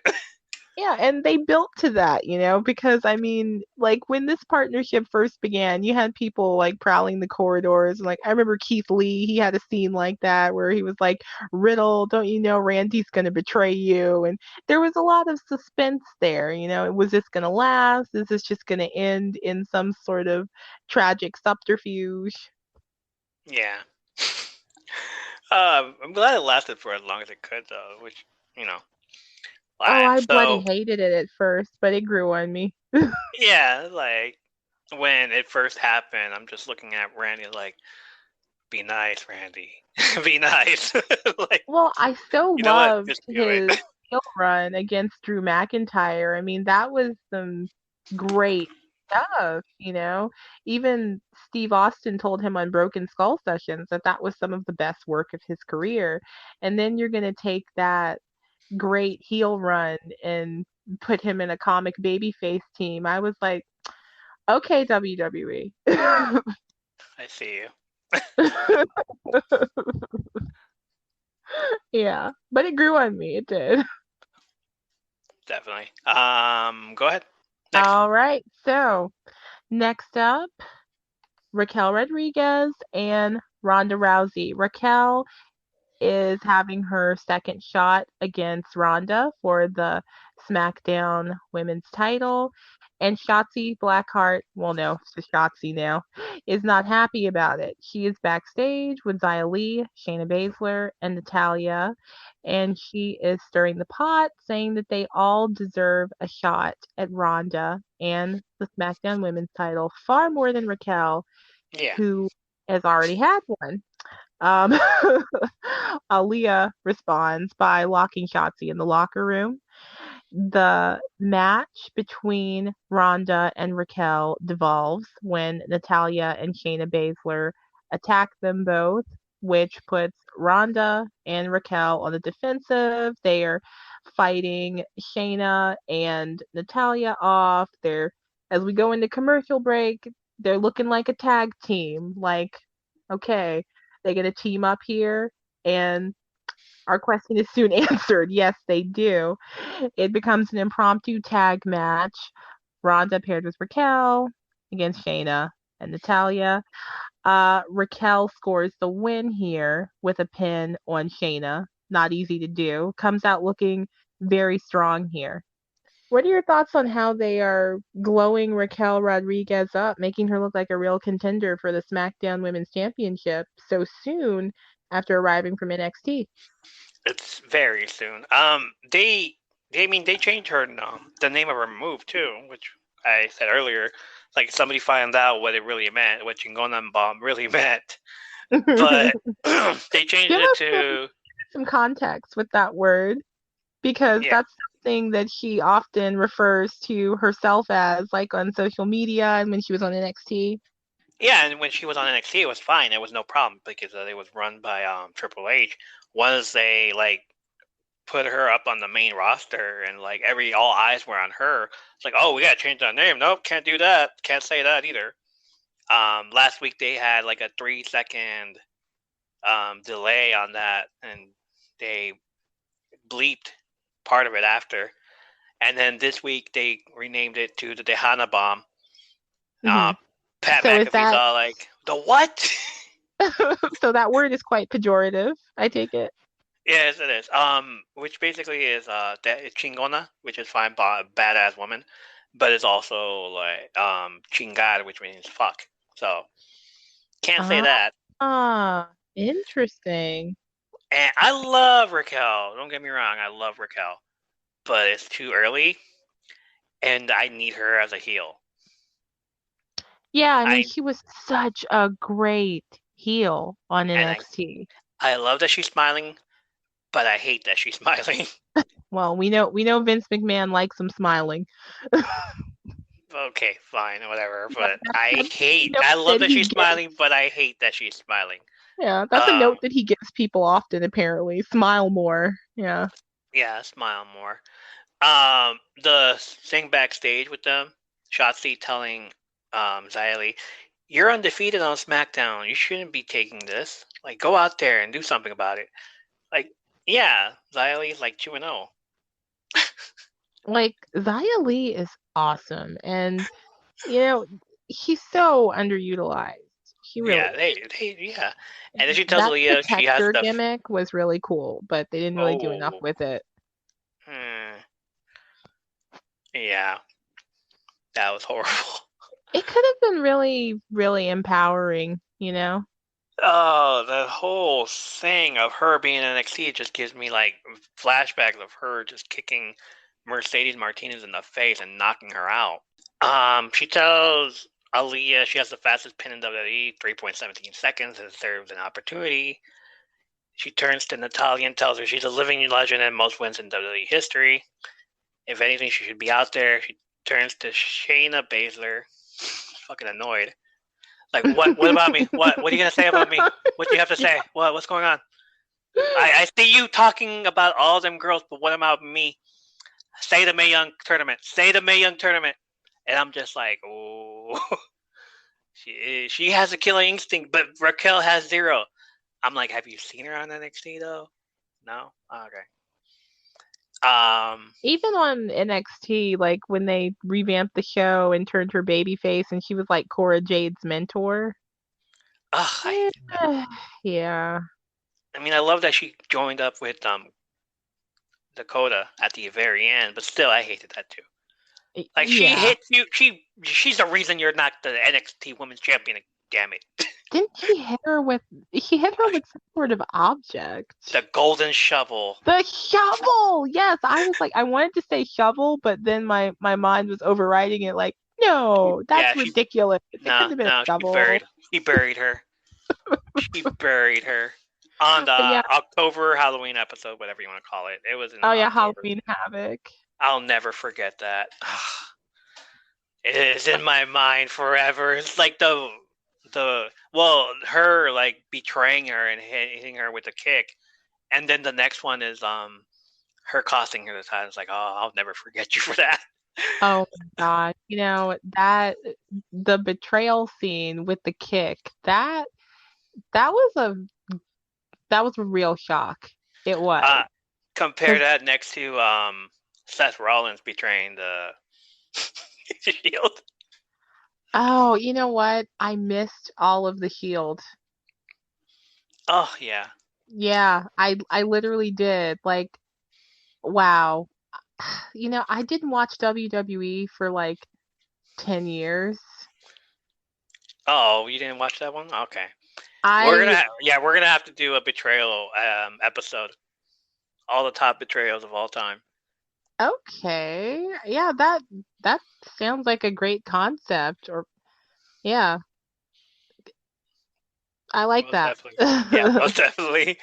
Part of this match also, did you notice that Shayna and Ronda didn't touch each other? I noticed that there was a little moment of interplay, There was a bump.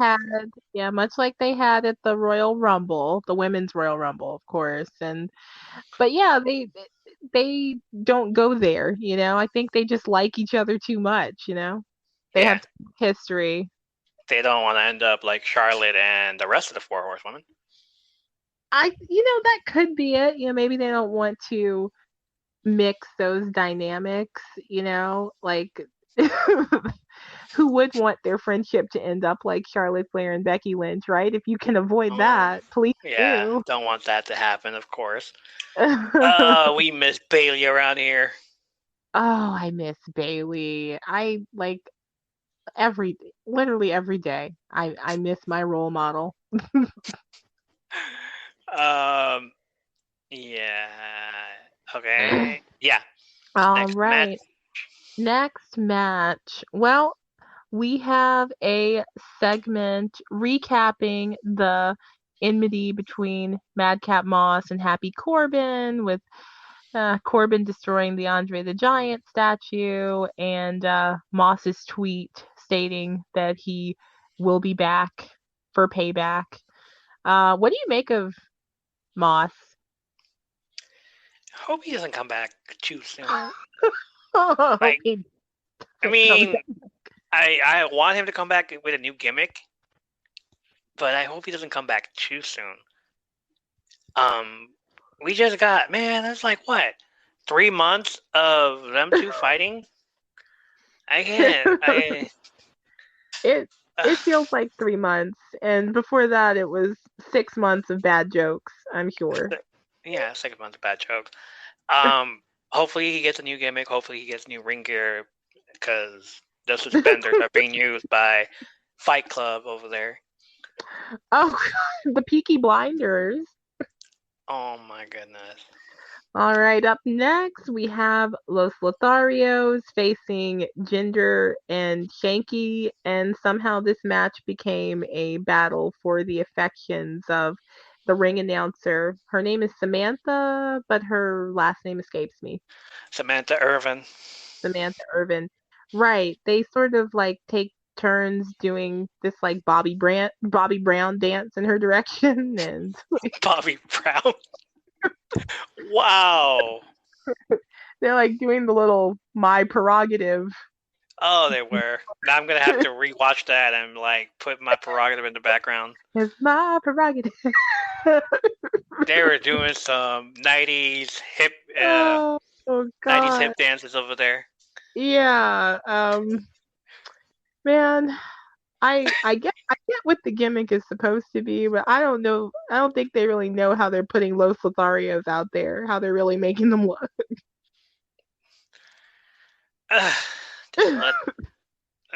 Yeah. I'm like, dude, you guys, Angel, come on. Your dad would be disappointed right now. Oh, God. Is this how Los Perros del Mal are supposed to act? Come on.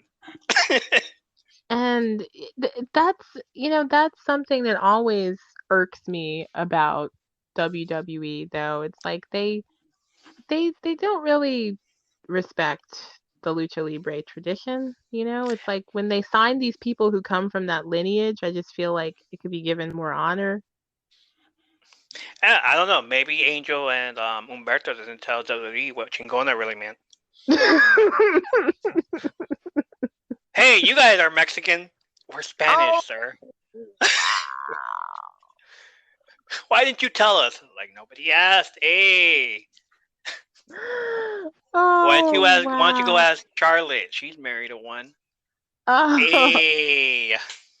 But Santos Escobar, though, I feel like he carries himself with a lot of honor, and they allow him that space. So there's that. That's like stay in NXT. Don't come to Don't come to the main roster. This is how they're treating Angel and Humberto.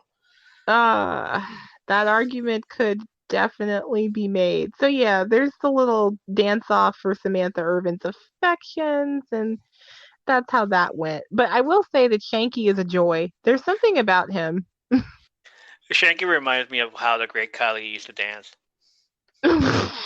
Thankfully, I missed that too. But as they say in my neck of the woods, I've heard tell. I've heard tell about it. No, you need to see it. I'm gonna send you videos. Oh, if I had to see it, you need to see it. I've I've heard Natalia and him were like yeah. I forgot that. It's the dark days of WWE. Oh yeah, I was probably like, I don't know, mint gardening and watching the Vampire Diaries. I just could not for so long. Yeah, we're gonna get you caught up on all these everything that you've missed. And here's what you've missed. No, by all means, no, I'm fine. Okay, fine. Let's not roll that beautiful bean footage. Like, if we had to see it, so do you. That's a new segment right here. If we had to see it, so do you, Katrina. Oh, I like that. Honestly, that's a good Tuesday topic. It's a good Tuesday topic. Oh my goodness! And then we're gonna send you videos of it, and then you're gonna come back and tell us on Tuesday or Wednesday. We record on Tuesdays to show on Wednesdays. That's when we say Okay. Tuesday topics. This is what we mean. Right, Talking right. to our wrestling junkies out there. Sorry, wrestling junkies. Okay, so Kevin Owens has a KO show segment following um Whoa, the whoa, hold up. Did you miss the Max Dupree promo? Because we gotta talk about that. oh, okay, yes. Yes, you LA did. LA Knight. No, I saw it, but my brain was trying to protect me, you know. Oh wow. Fine.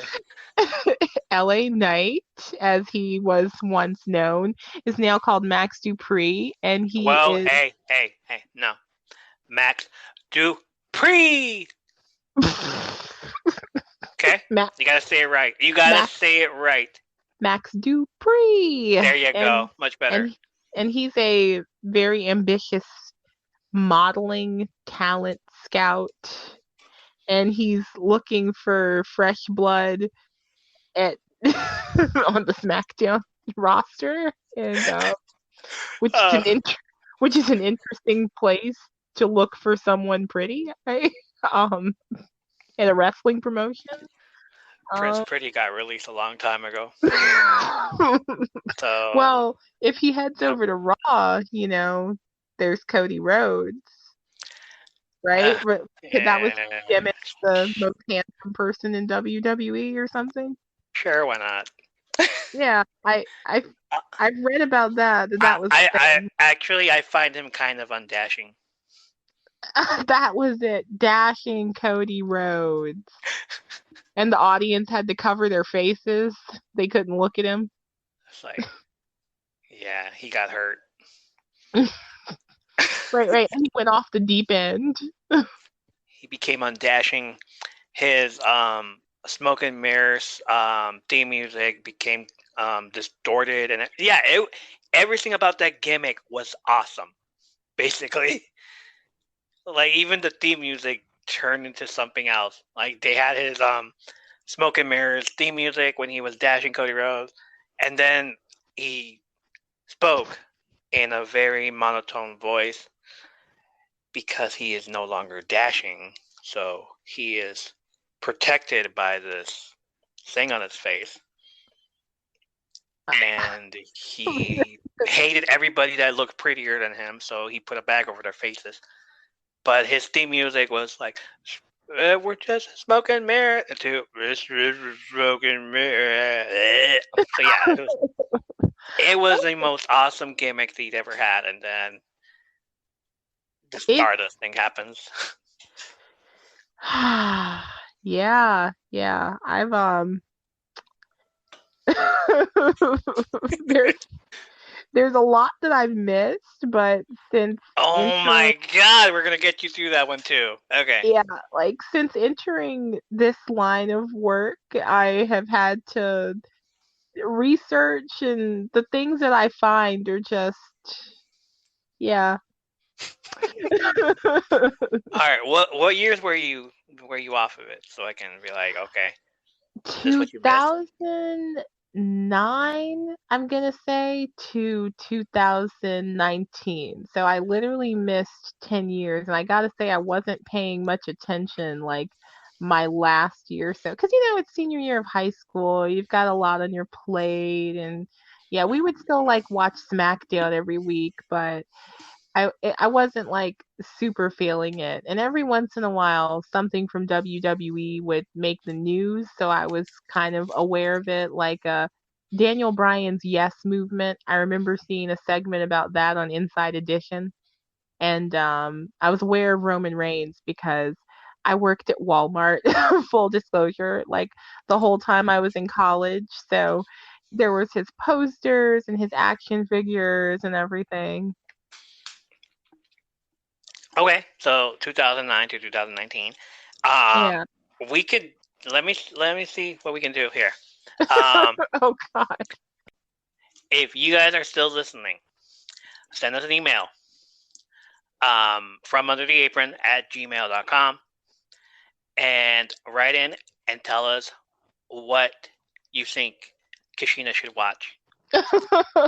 Send us your suggestion, anything that she might have missed from 2009 to 2019, anything in wrestling, anything at all. Send it to us. We'll have her look at it, and then we'll talk about it the next week that we have her. And keep in mind, this could be fun. Yeah, and I'm a big fan of So Bad It's Good. Like, I love schlocky movies like Samurai Cop and Miami Connection.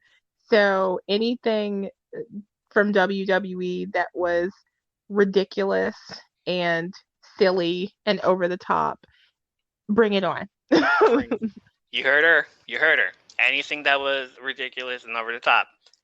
TNA, WWE, maybe some AEW, don't know. Impact. What else was going on back then? Anything at all that you want to send it. Put it in the from undertheapron@gmail.com. Put it in an email. Send it to us. Let us know. Put it on anywhere you want. Tweet us and everything, and we'll have her look at it, and then we'll talk about it. If we have to watch it for 10 years, so do you, Katrina. That's the next segment we're going to do right here. We're going to do a little segment just for her. The stuff I really do regret missing is not quite the women's evolution, quote unquote, but the stuff that came right before it. Like, I've watched some amazing matches between AJ Lee and Paige on YouTube, and me and my sister just felt the electricity in the air watching this, and we both knew that we would have loved it if we had seen it at the time. Yeah, you would have. Definitely, yeah, you would have loved it. Especially Twitter at that time too, because we went all crazy on that. Back to Max Dupree. Right. So he is speaking with Adam Pearce, and he basically declares his mission to recruit some people for the Max Dupree. Say it like you mean it. Okay. All right. Do you like?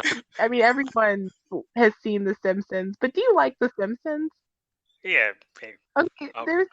Haven't seen it in a while. Yeah, okay. Yeah. Like, there's this one episode where Homer changes his name to Max Power because he saw it at a blow dryer, and he's like, Max Power, it's a name you want to touch. Wow. That's just what Max Dupree reminds me of. Reminds me of Max Power. Oh, maximum male models to max powers. Yeah. The connection is undeniable. Oh, God. So, yeah, like, yeah. He's looking for, He's looking for male models because they scrapped off the Mason Mansour thing. Yeah, he's looking for male models. Apparently Mason Mansour not going to be in this stable, so it's a big question mark as to who is going to be. Well, who is model material? None of them. Yeah, this is a very easy question to answer. I mean, they had that whole bit on NXT a while back where they gave Cameron Grimes a makeover, and he shaved and he shampooed his hair. Looked like he shaved his chest now.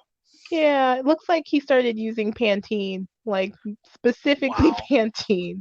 Only Pantene will do that to your hair.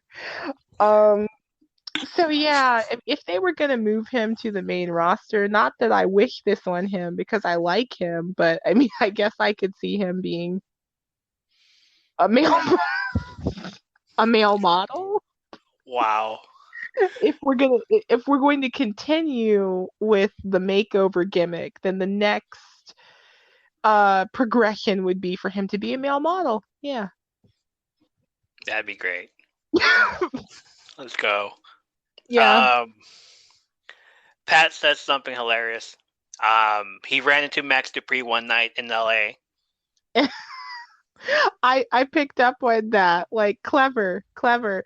And Pat McAfee's always throwing in those little references to NXT, like and bless him for it. You can tell he really loved his time there. He did. Okay, so back to the Kevin Owens and show. All right, so KO show. Initially, Kevin Owens and Sami Zayn appear to bury the hatchet over all of their WrestleMania 37 issues.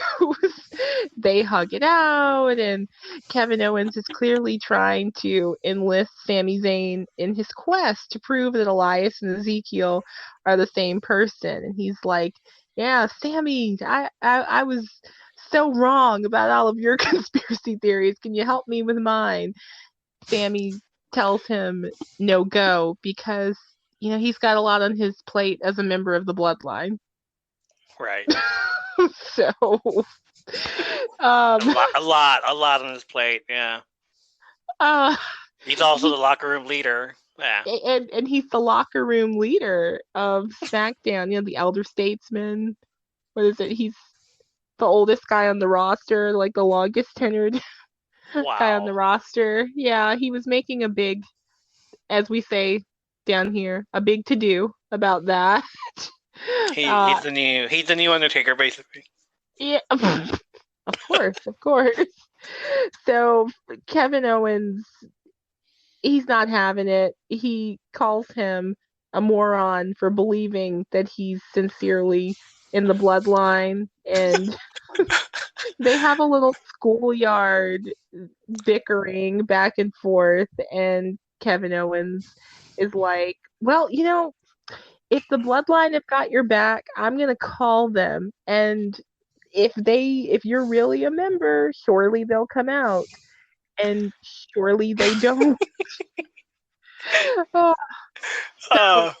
Sami Zayn reaches the end of his uncanny valley and becomes angry, attacks KO, and KO attacks some extras, some stagehands. Yeah, from trying to destroy this or trying to put away the set. Yeah. They're probably really students at the Performance Center. Yeah, pretty much. I love how Sami tells him the locker room needs him, SmackDown needs him. Now it's not a good time, Moose. Yes, that. And Kevin goes, "Did you just call me Oos?" Like, yeah. I'm loving this whole thing of him believing that he's in the Bloodline because. Have you seen the pictures? At this point, he kind of is. I mean, like, the Usos did tag with him on Monday, so, I mean, we could say he's in. Have you seen the Photoshop pictures? I missed those. So there's pictures. There's the regular pictures of the Usos and Roman back when they were in high school, all white, wearing all white and everything. And somebody, I guess he photoshopped, I don't know who it came from, but somebody photoshopped Sami Zayn when he was younger in white and putting them in with us, like the Bloodline. And then they photoshopped his face in the Bloodline t-shirt. Oh gosh. I'm trying to. I'm gonna find some pictures of this if I can. Yeah, if I find those pictures, I'm gonna post them. There you go. Oh you found my them. gosh! Yeah, I just. Like, we're gonna post those pictures on the link in Spotify, so you'll see them. The best part is that Sami Zayn looks like Ringo Starr. Wow. In this picture. Oh wow. This is wow.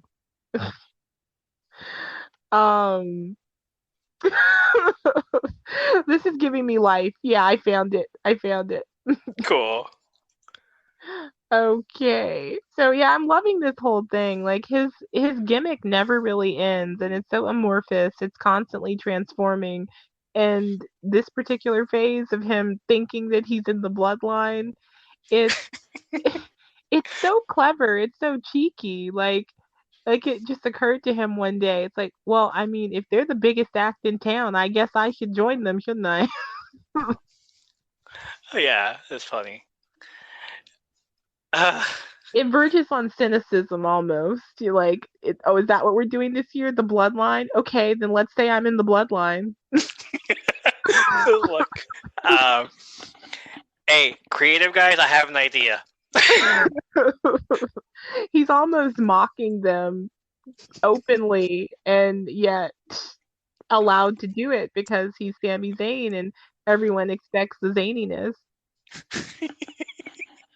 Once again, I just love that. to Dramatic Dream Team for producing these amazingly free-spirited wrestlers. He was affiliated with them for a brief time early in his career, as was Kota Ibushi, as was Kenny Omega, as was the late Hana Kimura at various points during her time in the Joshi world, and as was Asuka, and people, I believe, don't quote me, and people who passed through Dramatic Dream Team, they're on a different wavelength. They really are. Yeah. So shout out to DDT for keeping it weird. Always. Damn man, Chikara. Oh, damn it, you don't know. Do you know what Chikara is? I do Okay. know Chikara. I have not seen any. I might have once on YouTube. Okay. More videos of that coming soon. Okay. Yeah, just flood my email. It's all good. I have a lot to catch up on. So there's some videos of Chikara. Tweet or some of that also. What's your Twitter account again? KWrites90. Yeah, just tag her in some Chikara stuff. She'll love it. All right. So after the KO show, we have an ad for Crown Jewel. Thoughts? Not till November. So, not excited. I haven't been excited over Saudi Arabia show because it's just the Saudi Arabia show. I always miss it. Like I'm trying to look for it at night. No, it's on early in the morning. Usually when I was like trying to watch it, I would always be late for work. Yeah, I did get to see Crown Jewel this past autumn. I was lucky that it fell on my day off, but ordinarily, yeah, I mean like nobody's at home at noon. Right? Nobody's home at 9 a.m. Yeah. I'm not gonna watch 9. I'm not gonna watch wrestling at 9 a.m. Like I'll watch it later, and then later comes like, oh shoot, I forgot all about it. Pat McAfee said something I found intriguing. He said that he learned from an episode of Young Rock that the relationship between WWE and Saudi Arabia goes back a long way, but Yeah. I'm not sure what he meant by that. The last episode of Young Rock, which was it was the season finale. It goes back to the 80s. And it's the reason why in the show is the reason why Vince McMahon and Rocky Johnson don't talk to each other anymore. Ah. So that's well. Okay. So they talked for a while. You've already covered this on the Young Rock recap show, but fill me in. And fill in the wrestling junkies who might have missed it. No, I haven't covered it yet. This is not covered. It's like we're gonna wait for that one. We're gonna do the season 2 recap of it, and yeah, we'll probably do it on Tuesday. Okay. But it just goes back to the 80s, and I'm like, oh, I thought it was a recent thing. Like, no, recently they're like expanding it, but now it's just like, okay. Yeah, I thought it was more recent as well, going into the Saudi Vision initiative that they have to sort of bolster various industries in their country. Because I did a piece on Bret Hart 2 summers ago now. It was when A&E was airing those documentaries. Might have been last summer, might have been summer before last. But in any case, Yeah, in preparation for that, I read his memoir, um, My Real Life in the Cartoon World of Wrestling. And from that book, I got the impression that they did more shows in Israel and Kuwait for a time in like the 80s and 90s. Yeah. Yeah, so I thought the Saudi thing was more recent. Yeah, me too. Yeah, go figure. Okay, so up next we have a match between Drew Gulak, Ricochet, and do we still call them Imperium? Ludwig Kaiser and Gunther. Uh, No, because the third guy's not there anymore. right. Fabian Archner is not there anymore, and Ludwig got his name changed again, apparently, to Ludwig. Oh, it's just Ludwig. It's no longer Ludwig Kaiser. No, it's Ludwig Kaiser, but they changed his the lettering of his name from Ludwig to Ludwig, just I guess. because Vince McMahon loves the name Ludwig from back in the day. There was a guy named Ludwig Borga in the 90s, which ran freaking rampant. That's From not a name I have thought of in many years, but yes, you're right.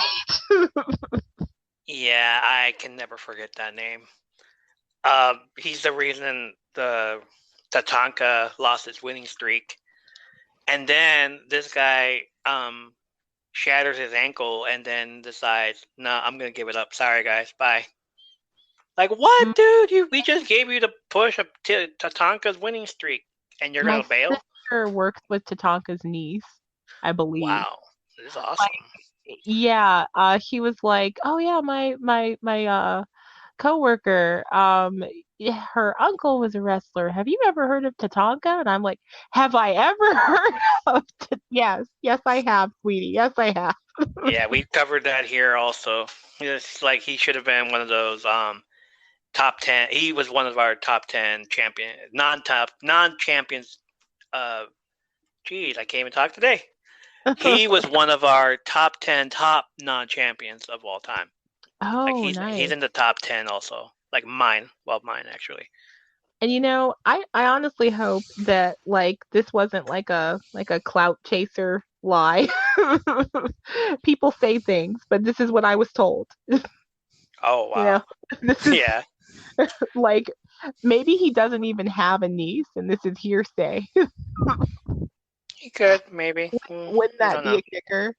I got a freaking friend from high school who told me her friend was the daughter of Jake the Snake Roberts, and I'm like, which one? Which daughter? I've seen the documentary before. Come on, what's her name? Oh wow. Like we have proof that that could be a lie that they told you. Wow. That's wild. It was like I Yeah. still don't believe it till now. I was like, okay, well, if she says she's her father, all right, I guess. Like one of Yeah, the girls he fathered. I'm always skeptical when people say that they are like the relative of somebody, you know? Yeah, me too. Yeah, always a little skeptical. Like if you say that you know them, like I mean, yeah, where I live, it we used to have a pretty notable wrestling venue. So I run into old timers all the time who met wrestlers. So it's like when you tell me you're someone's relative, I don't know.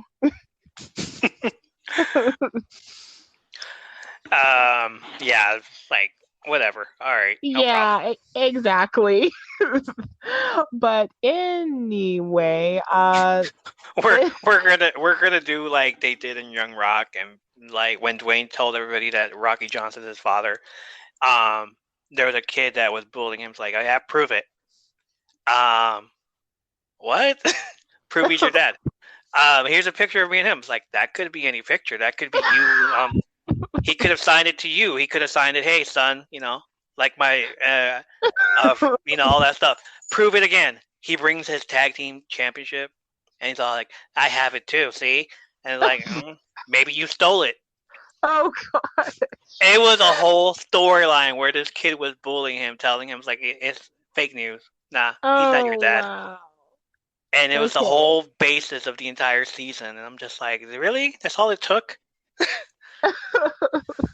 Oh gosh, when I went to school to college online, there was this fact checker that they ran all our papers through called turnitin.com and it would like make sure you hadn't plagiarized anything. So I'm going to have to run this story through turnitin.com. Like my sister is definitely my sister. That checks out.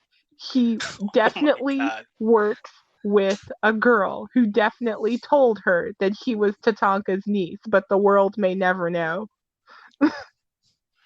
Hey, it's better to say Tatanka's niece than, the kid of the wrestler. Right, Because better, that's when you're just like, oh yeah, prove it. They're like, oh man. yeah, What, do you want blood samples? better Tatanka's niece than Jake the Snake's possible daughter. There's a, I don't, yeah. like, which one? The one that was in the documentary or the one that he doesn't talk to? My goodness. It's Oh, like, wow. tell me her name. And she told me her name, and I went back to look it up. It's like, no, it's not true. She's lying to you. Well, there you go. You had to run it through turnitin.com. So back to Gulak. Oh, Um, God. he was beaten. I mean, of course he was. I mean, no diss to him. I mean, he hasn't been written many wins, but he's. Um, I think he could definitely. He could do more. He could I do. mean, yeah. I kept saying a couple weeks back when he was trying to go for a new job with Adam Pearce that he turned into a citizen and he's no longer working as a wrestler, so he just forgot how to wrestle. So every time Charlotte or Ronda kicked him or he beat him up, like he's a citizen. He can't do anything anymore. So that lasted for like 3 weeks. He was just citizen Gulak. So once he Citizen came Gulak. back to, so once he came back to wrestling, it's all like, oh, so now he's enhancement talent Gulak. Yeah, So he's come full yeah, circle. he's come full Definitely. circle, and he just forgot how to wrestle. That's all. He needs to be reminded of the good old days with him and Daniel Bryan. Yes, I am so glad you said that. Yeah, that's exactly what I was thinking about. But yeah, now he Yeah, is. And yeah, I I've gotta. never really got that, like why he's been sort of like singled out for that kind of treatment. It's just a joke for Gaba Gulak for now. Like, do you get the Gaba Gulak joke? By the way, No. we're gonna have to talk about Enzo Amore then. Oh wow. I missed a lot. Okay, we're gonna have to talk about Enzo Amore. Too bad. If we had to watch it, so do you. All right, keep on going. We're almost Okay. done with this SmackDown stuff. Yes. So, long story short, Gulak and Ricochet lose to Gunther and Ludwig. So Yeah. that's how that goes. Um, the New Day have been teasing for throughout the episode that they're going to have a surprise third member because Big E, of course, is still healing from his neck injury. So there's suspense around just who this third guest member of the New Day for the night is going to be in their match against the Peaky Blinders. The Peaky And Blinders. so it turned out to be Drew McIntyre. And this was actually a lot of fun. It really was. They get Drew McIntyre to dance. He's always had great chemistry with the New Day. Yeah, this was a fun one. Yeah, it And was. yeah, Drew McIntyre is an honorary New Day member. Same as Sami Zayn being an honorary Uce. the minute he dropped that ooze, like, oh my gosh. Like he commits to these ego trips. It's awesome. So the New Day versus Drew McIntyre was pretty awesome. And with Drew McIntyre versus the Brawling Brutes. Can we just get Butch to wrestle forever? Cause I miss the baddest man in NXT. I miss just like Pete Dunne, the name his mama gave him. Pete Dunne, yeah. Yeah, Can we just have Pete Dunne just wrestle forever? Cause oh my god. I know that guy is awesome, but the Butch gimmick is not. He's butchering he's a butcher. He's butchering your body parts. He's taking like one body part at a time. That's what they refer to it as, Butch. That's why they named him that. But they couldn't name him Butcher because the Butcher in AEW. Of course, yeah. So let's just name him Butch. Like, really? You couldn't just the meat something? The body part person?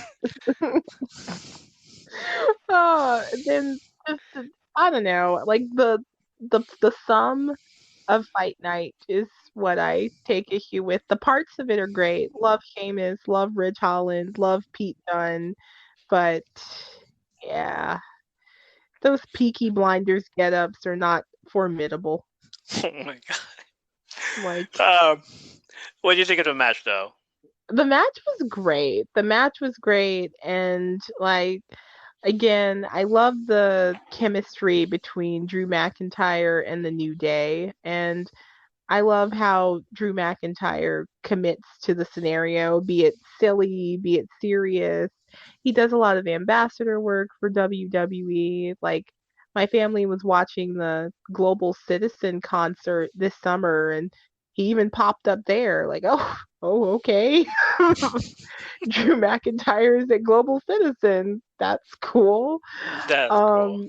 Yeah, he does a lot of things. I mean, I have read his memoir, A Chosen Destiny. I'm looking at it on my bookshelf right now, and Bret Hart is a huge hero of his, an inspiration of his, and he really is a lot like him in the sense of committed to the brand, represents it very, like, he takes that responsibility to represent the brand very earnestly, and any match they give him, again, serious or silly, he commits to it. He's definitely got that spirit. Yeah, he does. Cool. Yeah. Love that about people. That's all for SmackDown, right? And that's all for SmackDown. Because they forgot to get Shotzi out of the locker room. Yeah, she's still in there, apparently. Apparently she's still in there because she tweeted out and tagged Vince McMahon for someone to get her out of the locker room. Like, can someone come get me, please? Help. And she is so clever like that. She really is. She's got a great mind. She's got such energy. They really need to tap into that. Somebody needs to tap into all that is Shotzi. Yes, they do. Well, I'm working on a novel right now, actually. I'm working on a fantasy novel with my sister. Unfortunately, there are no excerpts to share at this time and nowhere I can send you guys to, but I'll definitely be keeping everyone updated and talking about it from time to time here and sharing more as more is available. Yeah, we're here. We'll listen to you. Thank you. I appreciate that. Thank you for listening to the show and supporting us. You can find us on all other sort of show platforms. First, with the Nerdvana Network on TNN, for short, which is a conglomerate of podcasts and promote each other's common interests. So give them a follow as well. Check out the Linktree at linktree.com/the Nerdvana Network for more information on that. I'll have it in the description on Spotify as well. Follow us on Twitter at apron_stories. Follow me on Twitter at $1,000,000Geek. Follow Kashina on Twitter at KWrites90. I got it, right? Yeah? Mm-hmm. Is that what it is? Yeah? Okay. Yep. KWrites90. Listen to us on Spotify or Anchor.fm, totally free. at From Under the Apron. Thank you, Anchor, for sponsoring this show. Download the app or go to anchor.fm and start your podcast today. Totally free. Check us out on YouTube and smash that subscribe button. It is $1 Million Geek. Hit that subscribe button. We got 19 subscribers on that channel. And follow us on Instagram from _the apron for more wrestling content. Check out Kachina's articles or any of the articles on bodyslam.net. Send us a message of your favorite wrestling stories either by email. It is FromUnderTheApron@gmail.com, or click on the link if you want to leave us a voice message. Doesn't matter if you're trolling or want to promote your business. We will still air it. Right now, I posted this on Twitter, but if you want to promote your podcast, if you are a small podcaster like ourselves and trying to get views or listens, send me a 30 to 2-minute trailer promo describing your podcast, and we will include it in our next episode. Let's support each other. Email is FromUnderTheApron@gmail.com. Check us out there. Most definitely.